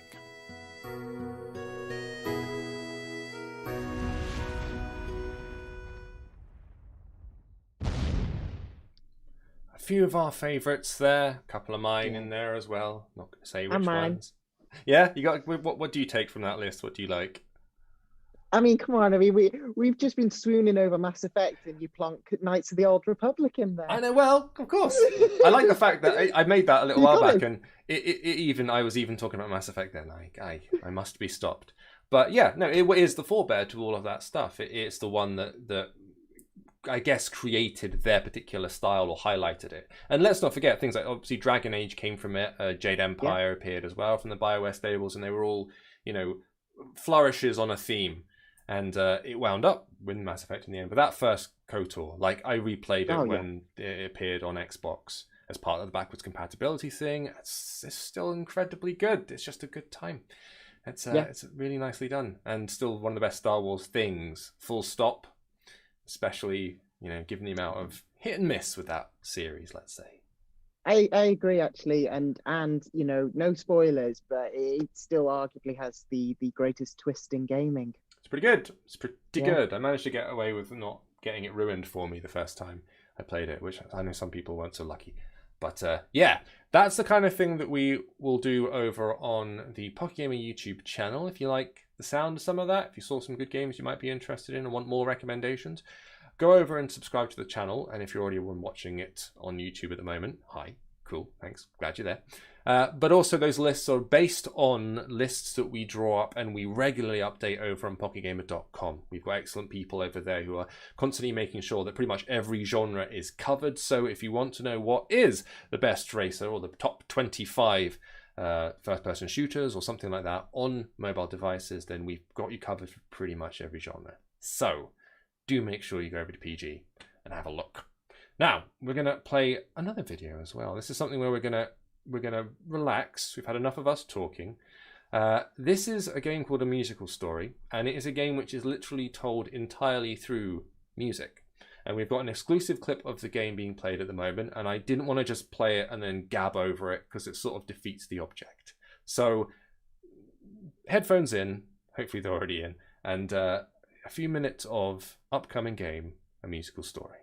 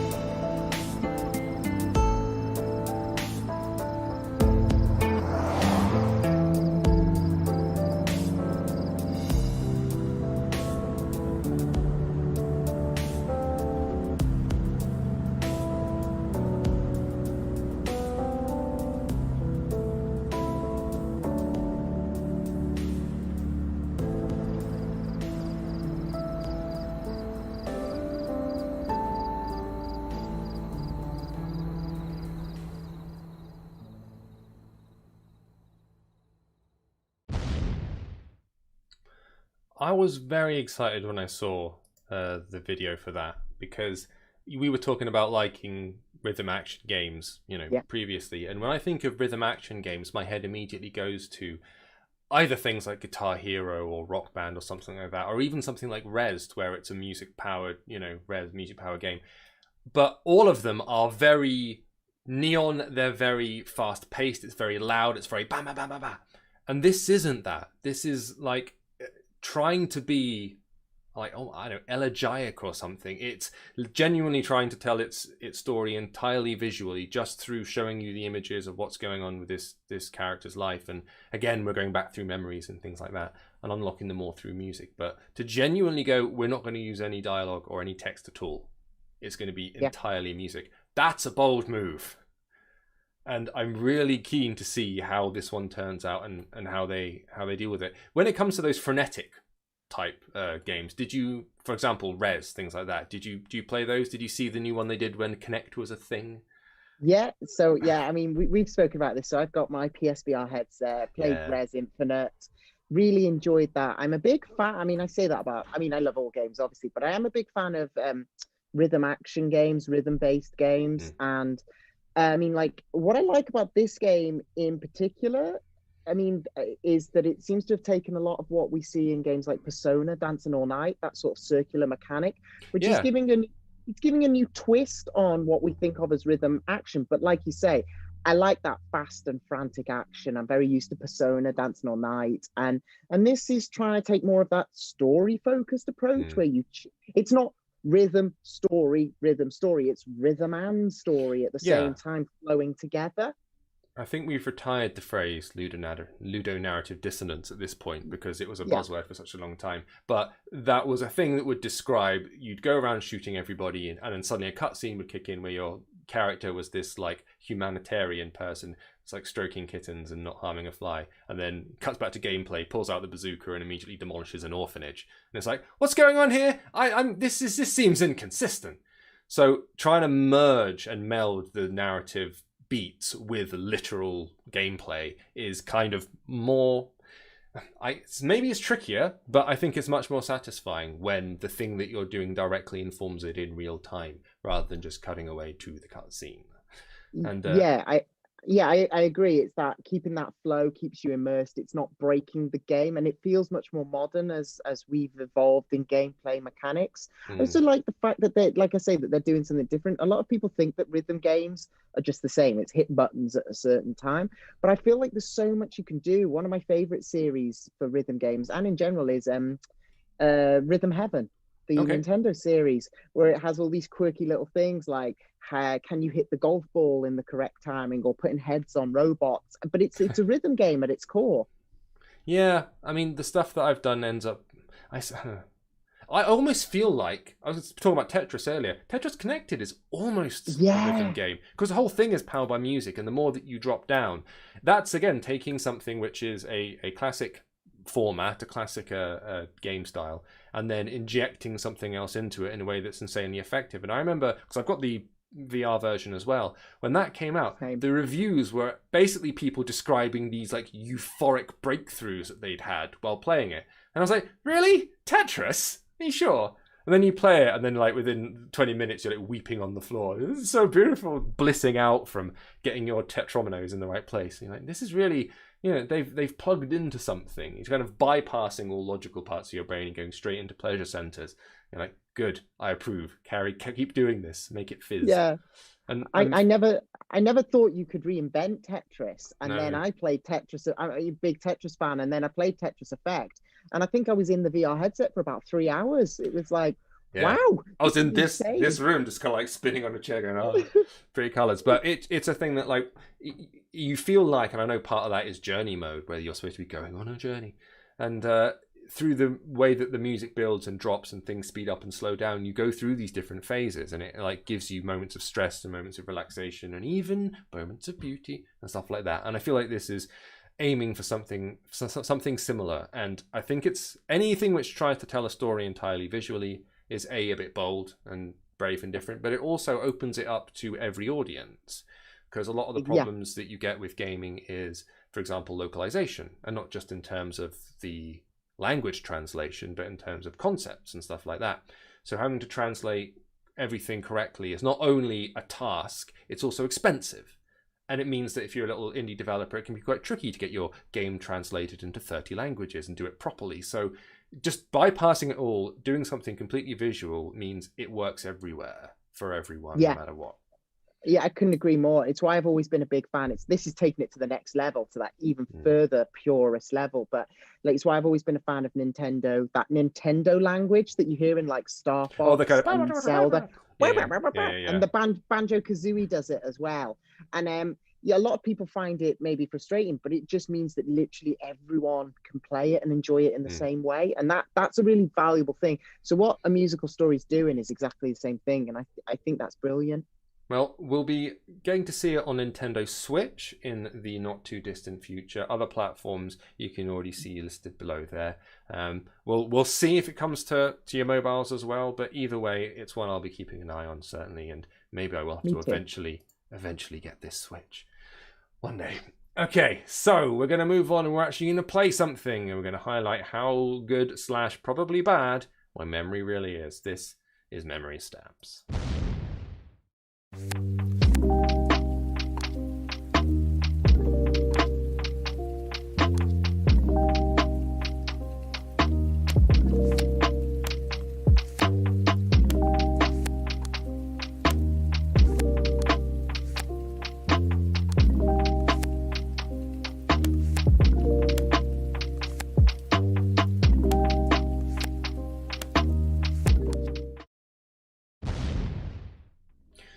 Now that all sounded very chill, but I'm probably going to now change that to raw panic on stream. So this is Memory Stamps, puzzle game that's trying to enhance your visual memory whilst at the same time challenge you in the process and make you feel like your memory's probably broken. We're going to find out. The way that it works is it shows you the stamp. So it gives you, and I've already completed the one from this little world, but I'll show it to you again. So there. It's shown me the stamp. Now the idea is you've got to look at it, memorize it, and then put it back together. All of which seems fine because I'm like, all right, squid there and stingray in the bottom left, and there's a little bird up top, and this will be fine, right? So here we go. And then it shows you these things and then goes, right. So I'm pretty sure that bird went up there. That's good. Maybe this stingray was definitely in the bottom corner. I did say that. We're going to look at this fish here. Yes. And top right, I'm going to say that the ship is there. Good, there you go. So, yay. That's a mixture of, like, obviously I remembered where it came from, but also you can see there's a jigsaw element as well. There are certain elements that have, like, wavy lines at the bottom and things like that. So, it's not just memory. It's when it gets to something like this that I'm like, right, A, there's quite a lot there, and B, there's a bunch of the shapes which are the same.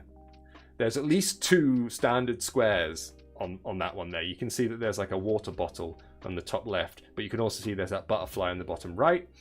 And it's like, if I mess that up, then I lose points. So shall we see if my memory's good? Give it a go.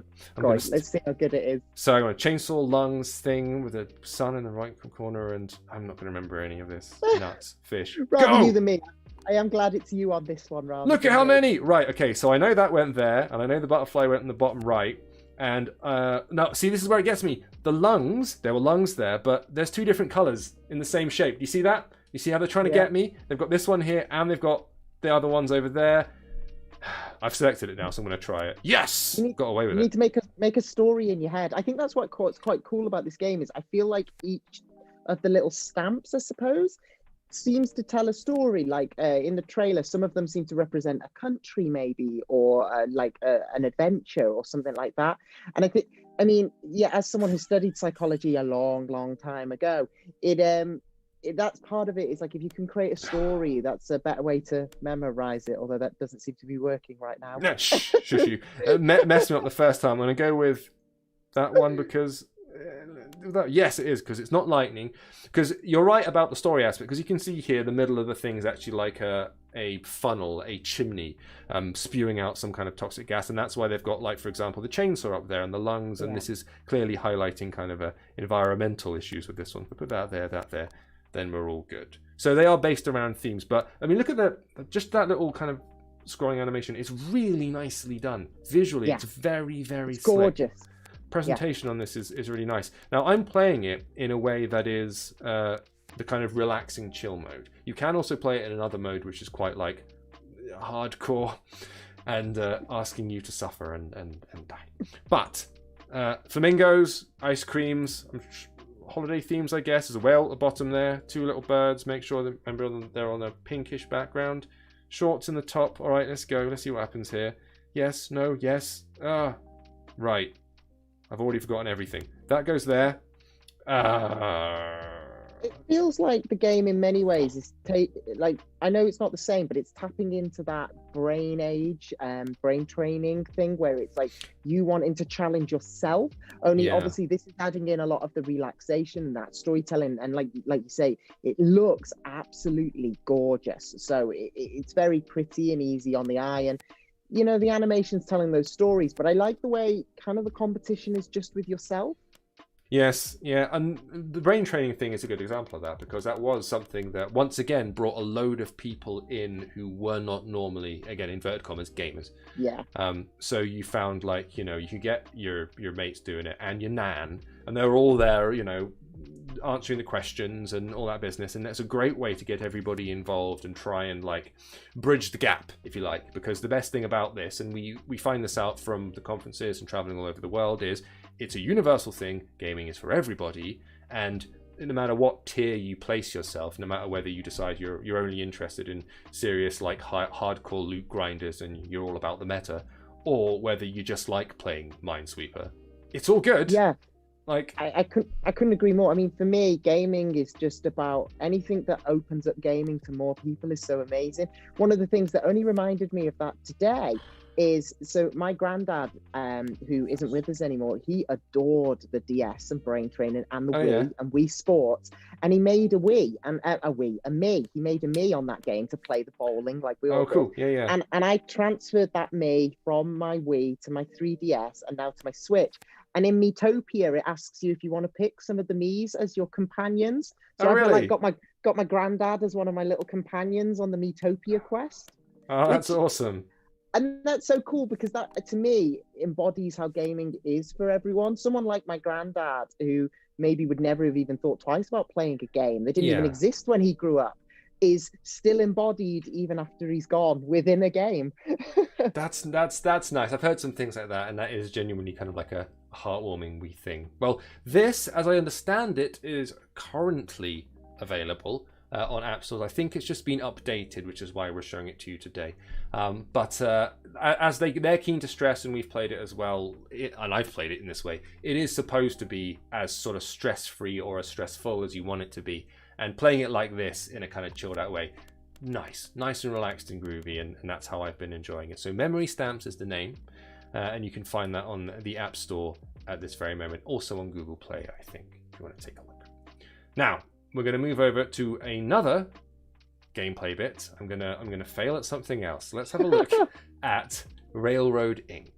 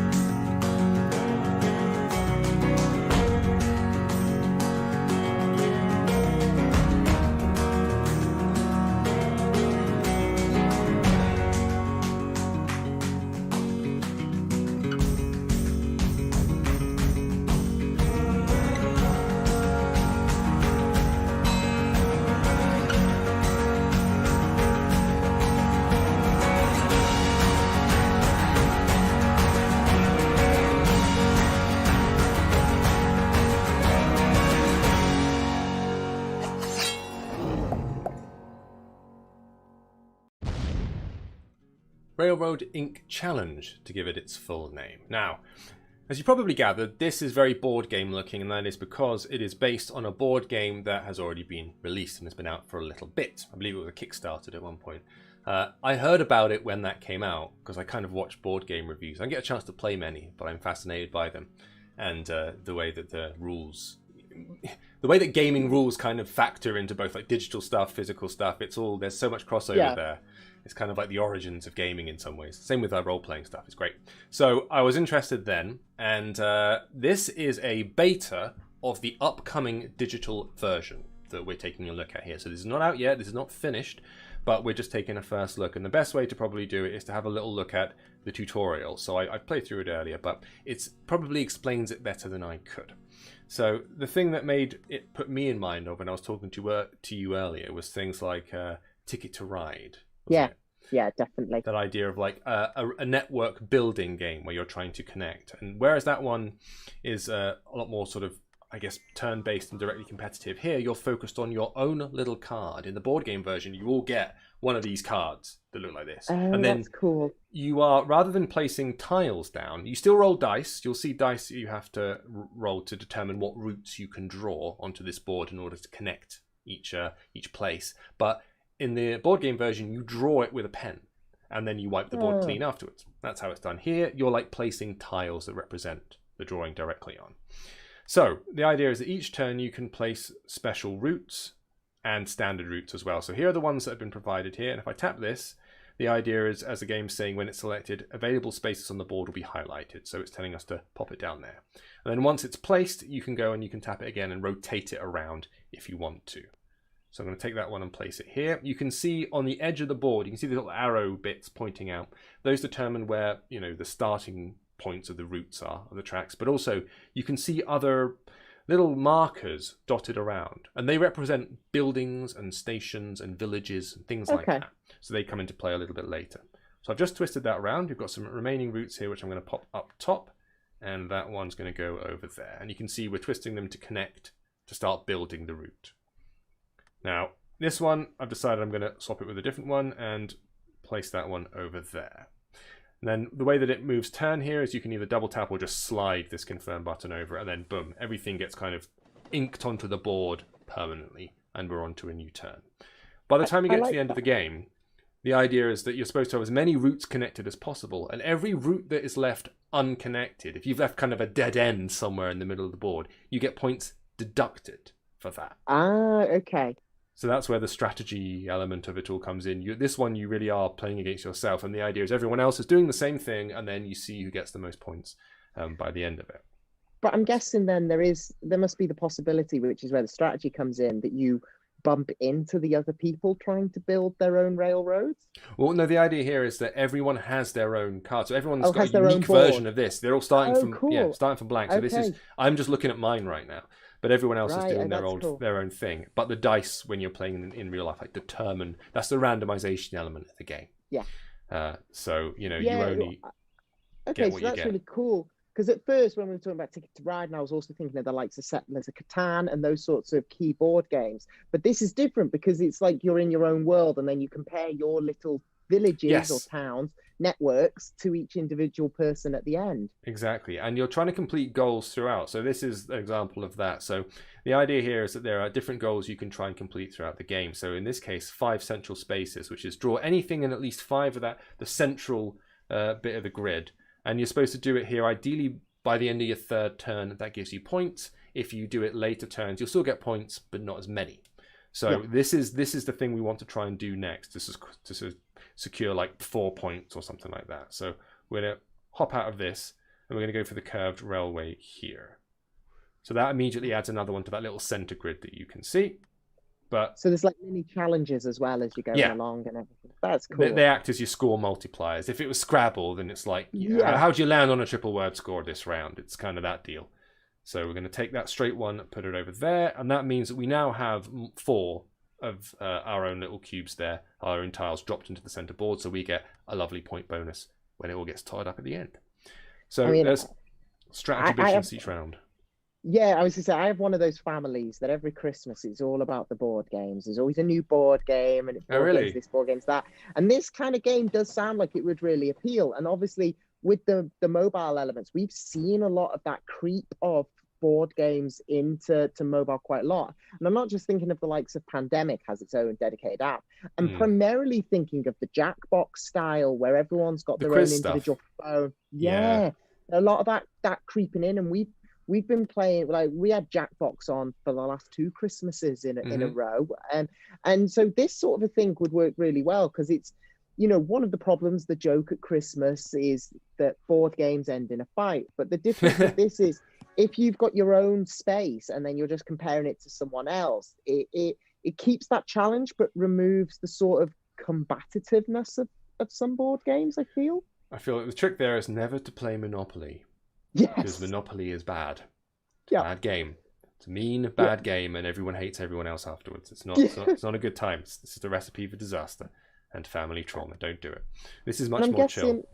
I'm guessing, because one of the things that's always interesting about a lot of, again, taking that gamification in board games, Pandemic has its expansions. Like there's On the Brink and there's the In the Lab, and they're all great. I mean, and I'm guessing this game has that potential to do a lot of that in the space as well, with different areas to explore, which have different challenges associated with them. Yeah, I don't know what they've added for the board game, if anything, but certainly the idea is you could just present a different card, because they're all just like wiped clean cards with tiles. And as you can see, these locations, I've already activated a bunch of locations just by running the track through it. That activates like a university, for example, or a village or something, and that gives its own bonuses. So all you would need is a different card with different kind of buff tiles on it or different locations, and all of a sudden it's a different game. So there's, I guess, malleability there. But it's interesting to see these things converted, because sometimes it can be tricky to get the board game stuff working in a digital platform in a way that's convincing. Like I always felt that, not to pick sides, but I always felt that Hearthstone did a better job of being a kind of mana-based battle game than the digital version of what's the Wizards of the Coast thing I'm thinking of, Magic the Gathering. Magic the Gathering. Although on the flip, anyone who goes onto my profile on pocketgamer.com will see that my most played mobile game is still Yu-Gi-Oh! Duel Links. Oh, really? they really did make Yu-Gi-Oh! Work, because they actually reinvented the game to make it work. So it shows what you say. Sometimes it's not so easy to literally just take a board game or a card game and port it. I know obviously Hearthstone was made for mobile, but sometimes you have to tweak, you have to change, you have to have that sensibility. So what Yu-Gi-Oh! Did was minimize. Normally these games can go on for a while. So what they did is, rather than a 5-5 board with 5 magic, trap, 5 monster, they put that down to a 3-3. And they did away with what in Yu-Gi-Oh! You have main phase 1, battle, then main phase 2. You have other phases as well. But they basically did away totally with main phase 2. And what it does is it totally speeds up the battle.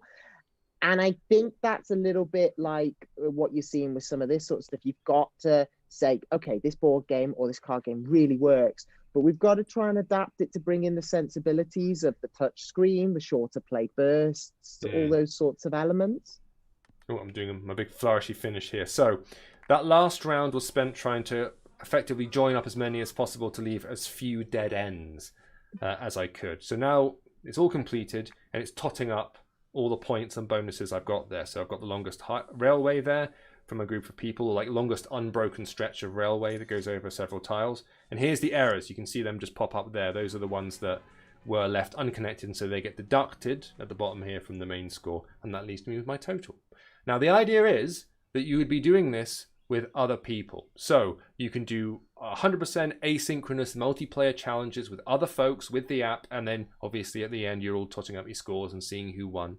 You can do cross-platform online multiplayer as well, which would be really nice. So if you are dealing with something that's like an Android version versus an iOS version.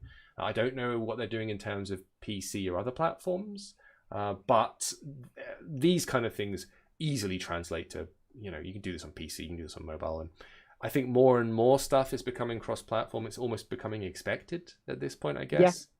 Yeah. With Fortnite suddenly being available everywhere, or at least used to be available everywhere. Yeah. Let's see how that one ends. Yeah, it's become a lot more standard, and even though we were making not fun, but we were criticizing the look of the Apex Legends mobile beta earlier. It is certainly coming to mobile as well, so everything's everywhere now. Yeah. And so getting this kind of thing, and like you said, digital board games really did come to the fore over the last year because we just weren't able to play with people physically in the same room anymore. And so this stuff really plugged the gap in an incredibly brilliant way. And I'd be interested to see how this one releases. It already feels decent playing it now. Yeah, it looks it. Yeah, and it's nice polish. I like it's very minimal animations and stuff, but it's nice and it's clean, and positive thoughts about this one. So, Railroad Ink Challenge, that was a little early look at the beta of the game. If you want to know what it's going to look like when it's completed, then come back to us for the release date over on pocketgamer.com and we'll keep you informed. Now then, let's take a look. Oh, it's an old classic. We love talking about this game. We're going to talk about it again. Here we go.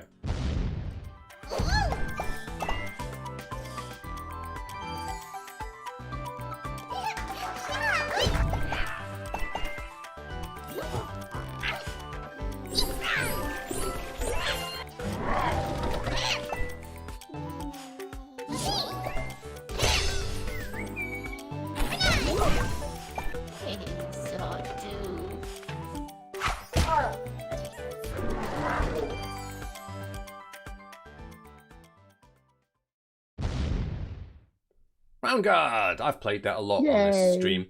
There's always an update whenever we do another one of these launch pads, and I'm a big fan of it. It's a weird mixture of Peggle and RPG mechanics, which I was like, really? But this is good. It really works. It's got Peggle, it's got RPG. It's also got a roguelike progression system where, you know, the dungeons are generated randomly and branch off, and you can pick different lanes and all that kind of business. And yeah, a very nice, lovely, good time. And they've got their own update coming out. You just saw there, and we're not going to dwell on it any longer. That was just a quick spike. Well, all I wanted to quickly say as well is you hinted at it's lovely to see games when they start from the big indie pitch and see where they get to. Because as I alluded to, Vanguard is a former big indie pitch winner on our PC console side. Absolutely. So they won our Seattle pitch, and it's lovely to see the game do so well. Because like you say, it's a really good game. It's a cracker. We love it. Now, one thing we want to mention is we do have sponsors here today, as I've said. We've got the Mystery Match Village, Gordon Ramsay's Chef Blast, and also Daisy's Revenge. Now, we played a bunch of that yesterday. It's a gallery shooter in which you were, as far as I can tell, on the gates of hell with rock music blaring out behind you, shooting demon crows / ravens. Either way, I had a shotgun and feathers were everywhere. I think that sums it up. Yeah, that's all you need. That's the slug line there. Now, because we're partnered with them, we are also partnered with them on a giveaway. They are going to be delivering an iPad Air to one lucky viewer / reader. Now, we've got people in the chat who are going to be throwing links to the article where you can have a look at this competition, but all the details are over on pocketgamer.com. If you fancy getting yourself an iPad Air for free, which you can then in turn use to shoot virtual birds out of the sky in a nice and PETA-friendly, non-animal cruelty sort of way, then just click on that link that Dav365 has kindly dropped into the chat. That will give you a chance at picking up your very own iPad Air for naught, which is about the best price that you can get for that kind of thing. So go give it a look if you like, and maybe give the game a try if you're interested. Now, we're drawing to the end of this one, this final show of the 2 days. We are going to be back again at some point in the future. We're looking into doing more streaming stuff, possibly. So maybe we'll be a little bit more on your screens a little bit more regularly than usual. I didn't want to say a little bit more regular because it's the wrong phrasing. So it does mean, however, that we're coming to the end of this stream. But we've got one game left. I'm going to be doing a bunch of gameplay of this, which I've played very briefly. And given my brief experience, I think I should have played it some more. But we'll see how this works out. Let's finish it up with a bit of Hyper Brawl Tournament.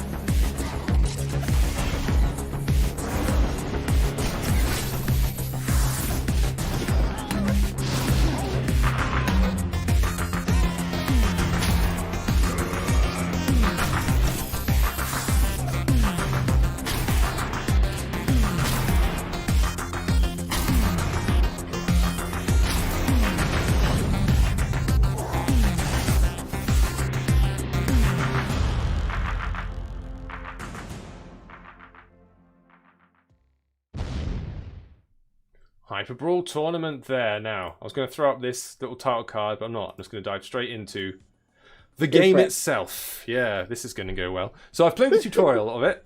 because I don't like to be too pro on these things. I like you all enjoy watching me fail, right? That's why you're here. So I'm looking at the two heroes now. This game might be familiar to you because this has been out on other platforms, hasn't it? Yeah. Yeah, it's been out for a while on other platforms like PC, and I think they've obviously been doing a lot of quality of life work involved in the game over the last year or so, and like I know we're here for. There's new updates coming on Apple Arcade, which is adding new characters, and to me, a game like Hyper Brawl is. Well, we were chatting before the stream, and I was saying it reminds me of the likes of games like Mario Strikers Charged. And what I mean by that is it's a game that can unite those kind of like hardcore sports fans with people who just love gaming and love crazy action sort of stuff. So I think it works really well because it's the kind of game that I could play. My brother's loves sport. He's all over all the sports games, Madden, FIFA, all that. And we can play this sort of game together because it's got that crazy action, but it's also got the sport at its core. In this case, the handball elements and the team base. I think Rocket League has done an incredible job of popularizing this kind of weird, violent sports mashup hybrid thing. And I think I'm already getting spectacularly owned here on this one. So this is a two-player, well, I'd say it's one player, but one of you guys is giving it full AI business and they kind of act as a backup player, and you are tackling two others. And the idea is to try and get the goal in the thing, get the ball in the hole, all that business. Go! Yes, I've got one of my own. There you go. I'm not completely useless. And but it's got that sort of almost Speedball 2-ish, running around trying to smash the crap out of everybody in the process. The bit where the hockey players throw down the stick that they're using and start battering everyone. You can tell I play a lot of sports, can't you? The hockey club, you know the one. The stick thing that hits people. I think it takes that element as well. I mean, in the West, American sports can often be popular only in America. I mean, I'm going to probably embarrass myself with my sporting knowledge here. But one of the ones that seems to go really well is basketball because it has that nature of it's fast-paced. It's like turnaround. There's always someone on the attack, always someone making a move. And I think Hyper Brawl kind of takes that really well. There's no slow methodical. There's an awful lot of action. It's like you're blending a beat 'em up with a sports game, but you've got strategy in there as well.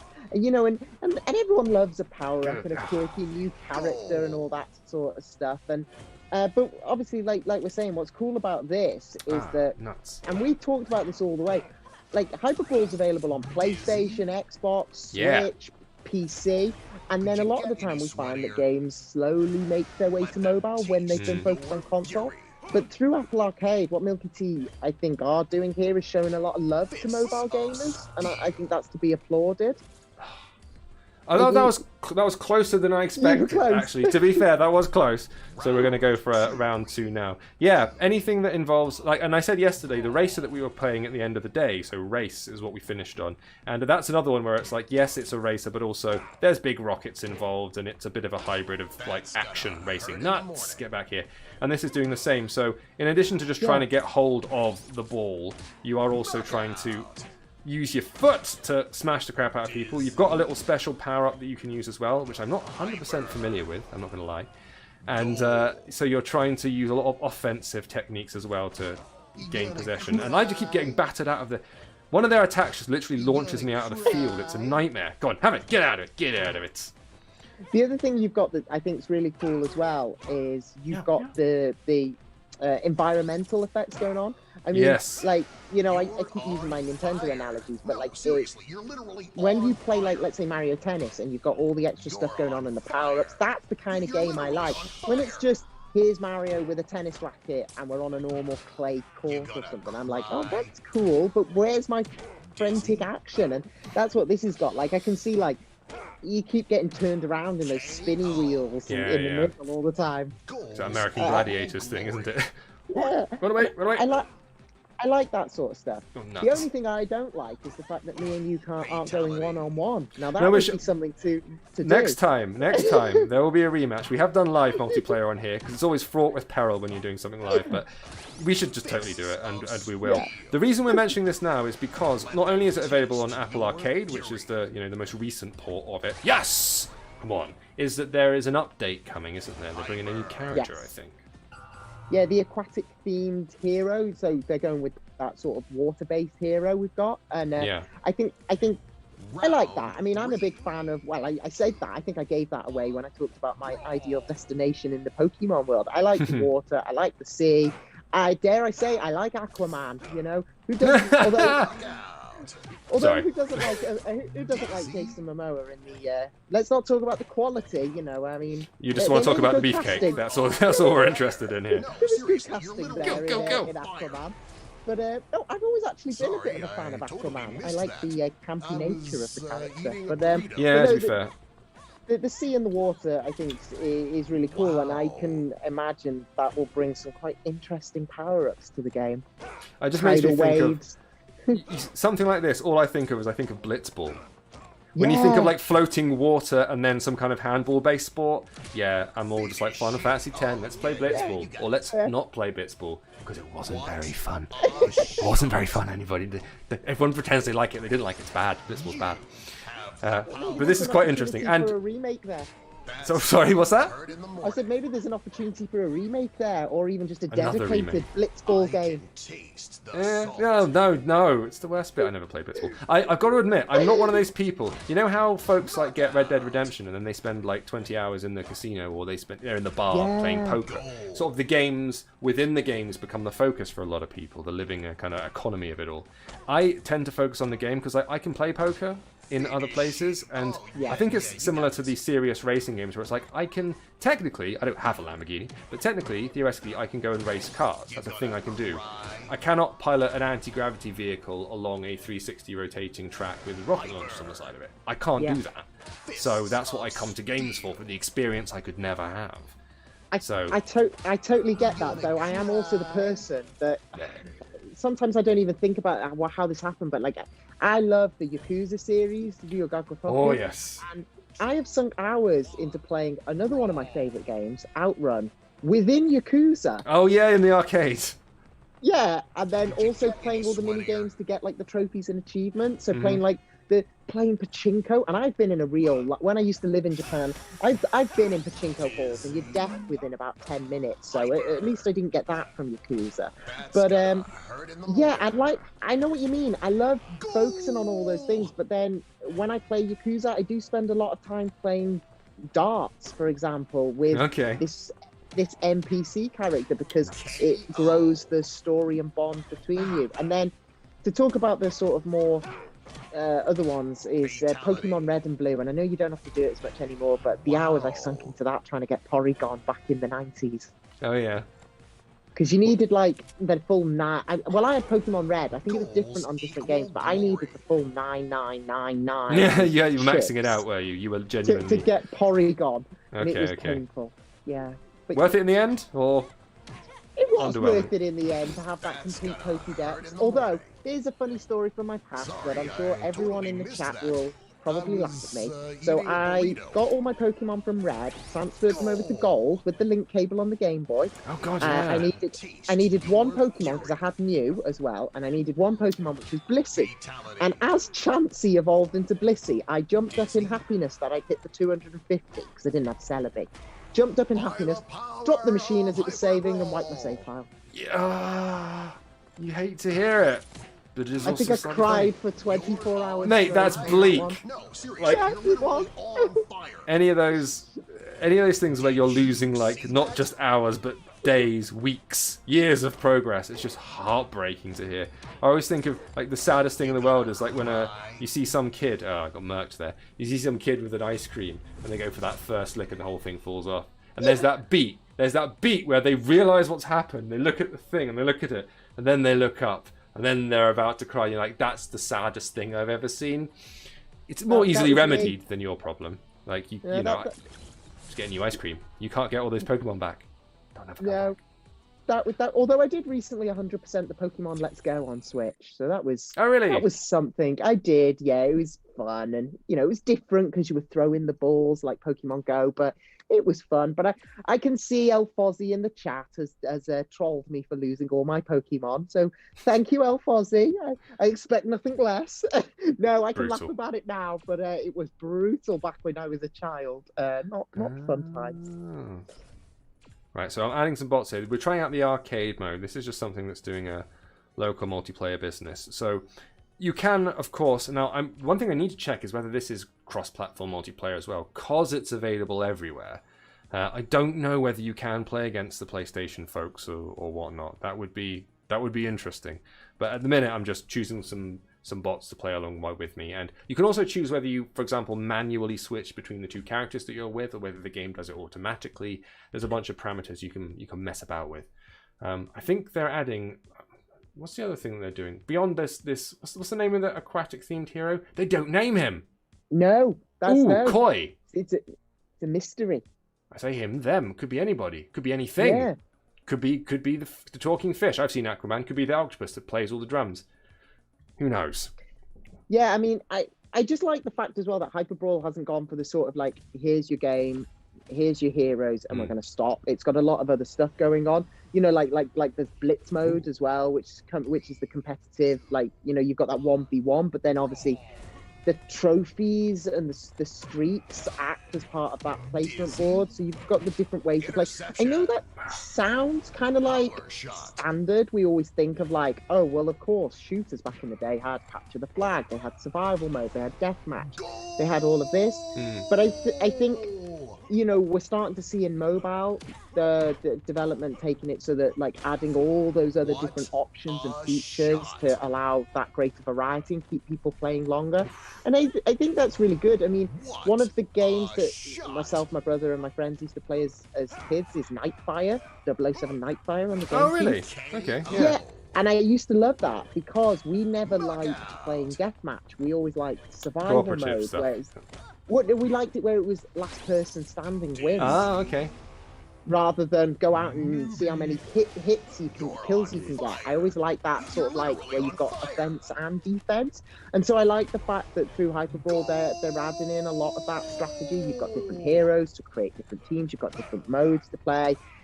Certainly you've got the environmental effect. Yeah, the environmental stuff is interesting. These now we've got a bunch of pillars like scrolling, or barrels of tar scrolling across, and that's changed the way everything gets placed. These guys know their powers way better than me, because there are like powers that you can select and upgrade, and I'm currently like trying them out and just seeing what happens when I press a button, and it's not normally the thing I want to happen. Which is when I've got some goals though. It's not a complete whitewash. Your own on here. Not really. I'm getting absolutely smashed, as it should be. But I'm just curious to see how these things play. Some stuff I will generally try and prepare, but luckily I have no shame, so I don't mind getting absolutely minced.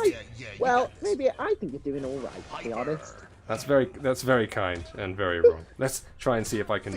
I've got the foot button. I can try and do some like sexy kicking. Go on, get in the goal. That'll do it. There you go. 4-7. It is very hard for me to watch though as well. Not because I want a backseat game, but because with it being a 2-on-2 sort of thing, I want to jump in. I want to be like, you want to get involved. Let's do this together. I know. Next time. Well, there is going to be a next time as well, because unfortunately this is all wrapping up. We're heading to the end now, folks. So first of all, we want to say thanks to anybody who's actually watched this thing. What are we up to now? Ooh, 12,000 viewers on Twitch. That's nice. Definitely. If anybody's casually watching in the background and would like to see more of this kind of stuff in future, then do follow, do subscribe. I think maybe ringing bells is involved. That might be a YouTube thing. But go and join the YouTube channel as well. PocketGamer has YouTube. PocketGamer.com is the website that you want to visit, where all this information and all these exclusives come from in the first place. The hard worker Dan Sullivan over there, he's editing it.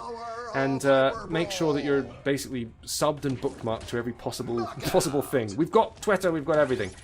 There's also the folks who helped us put this on, so the sponsors that we've mentioned at the top there. So you've got your Mystery Match Village, your Gordon Ramsay Chef Blast, and of course Daisy's Revenge with the bad crows shooting. So thanks to them. And of course we are also being pushed out via the Enthusiast Gaming Network as well. So they are the folks who we are partnered with in all things, and help us reach out to Twitch channels previously unknown, which is great. So thanks Yeah. if you have watched. Sophia, it's been really nice to talk to you again. Finally It's- on here. I know. I have loved every single minute of this, and I am very much looking forward to doing it all over again in the future. No doubt. Well, we were trying to do it last time. It didn't quite pan out. So we always Yeah. like to try and bring a rotating bunch of guests Yes. on here so we can give a different flavour. Oh my god, this is all end zone nightmare. Oh. NPC dude, come on. Help me out. Yes, free it up. Go, grab, and in. That's what I'm talking about. I'm up. 3-2. This is lovely. Try and end on a high. Yay! So, We're ending on a high, but thank you for having me here. And like you said as well, but I would obviously like to say thank you to everyone in the audience who's come along and been a part, whether you've been a part of the chat or you've been lurking. You are very, very much welcome. And we've loved having you here, highlighting all these amazing games. And you are ending on a high. I'm saying that was the final round. No, there's no round 3. Hang on, where's the argument? No, there wasn't a round 3. Let's just say, oh no, the game finished. What a shame. I won. Oh, wow. I won. That's an explosion of win there. There you go. How about that? So yeah, thank you everybody who has been watching, and do come back and join us next time. There is going to be a Launchpad number 5. There is going to be a Podgamer Connects number 7, and there is always a pocketgamer.com. So make sure you get involved in all 3. We will see you next time. Go and check out the site, and we'll see you there soon. Thank you. Tomorrow. Bye bye.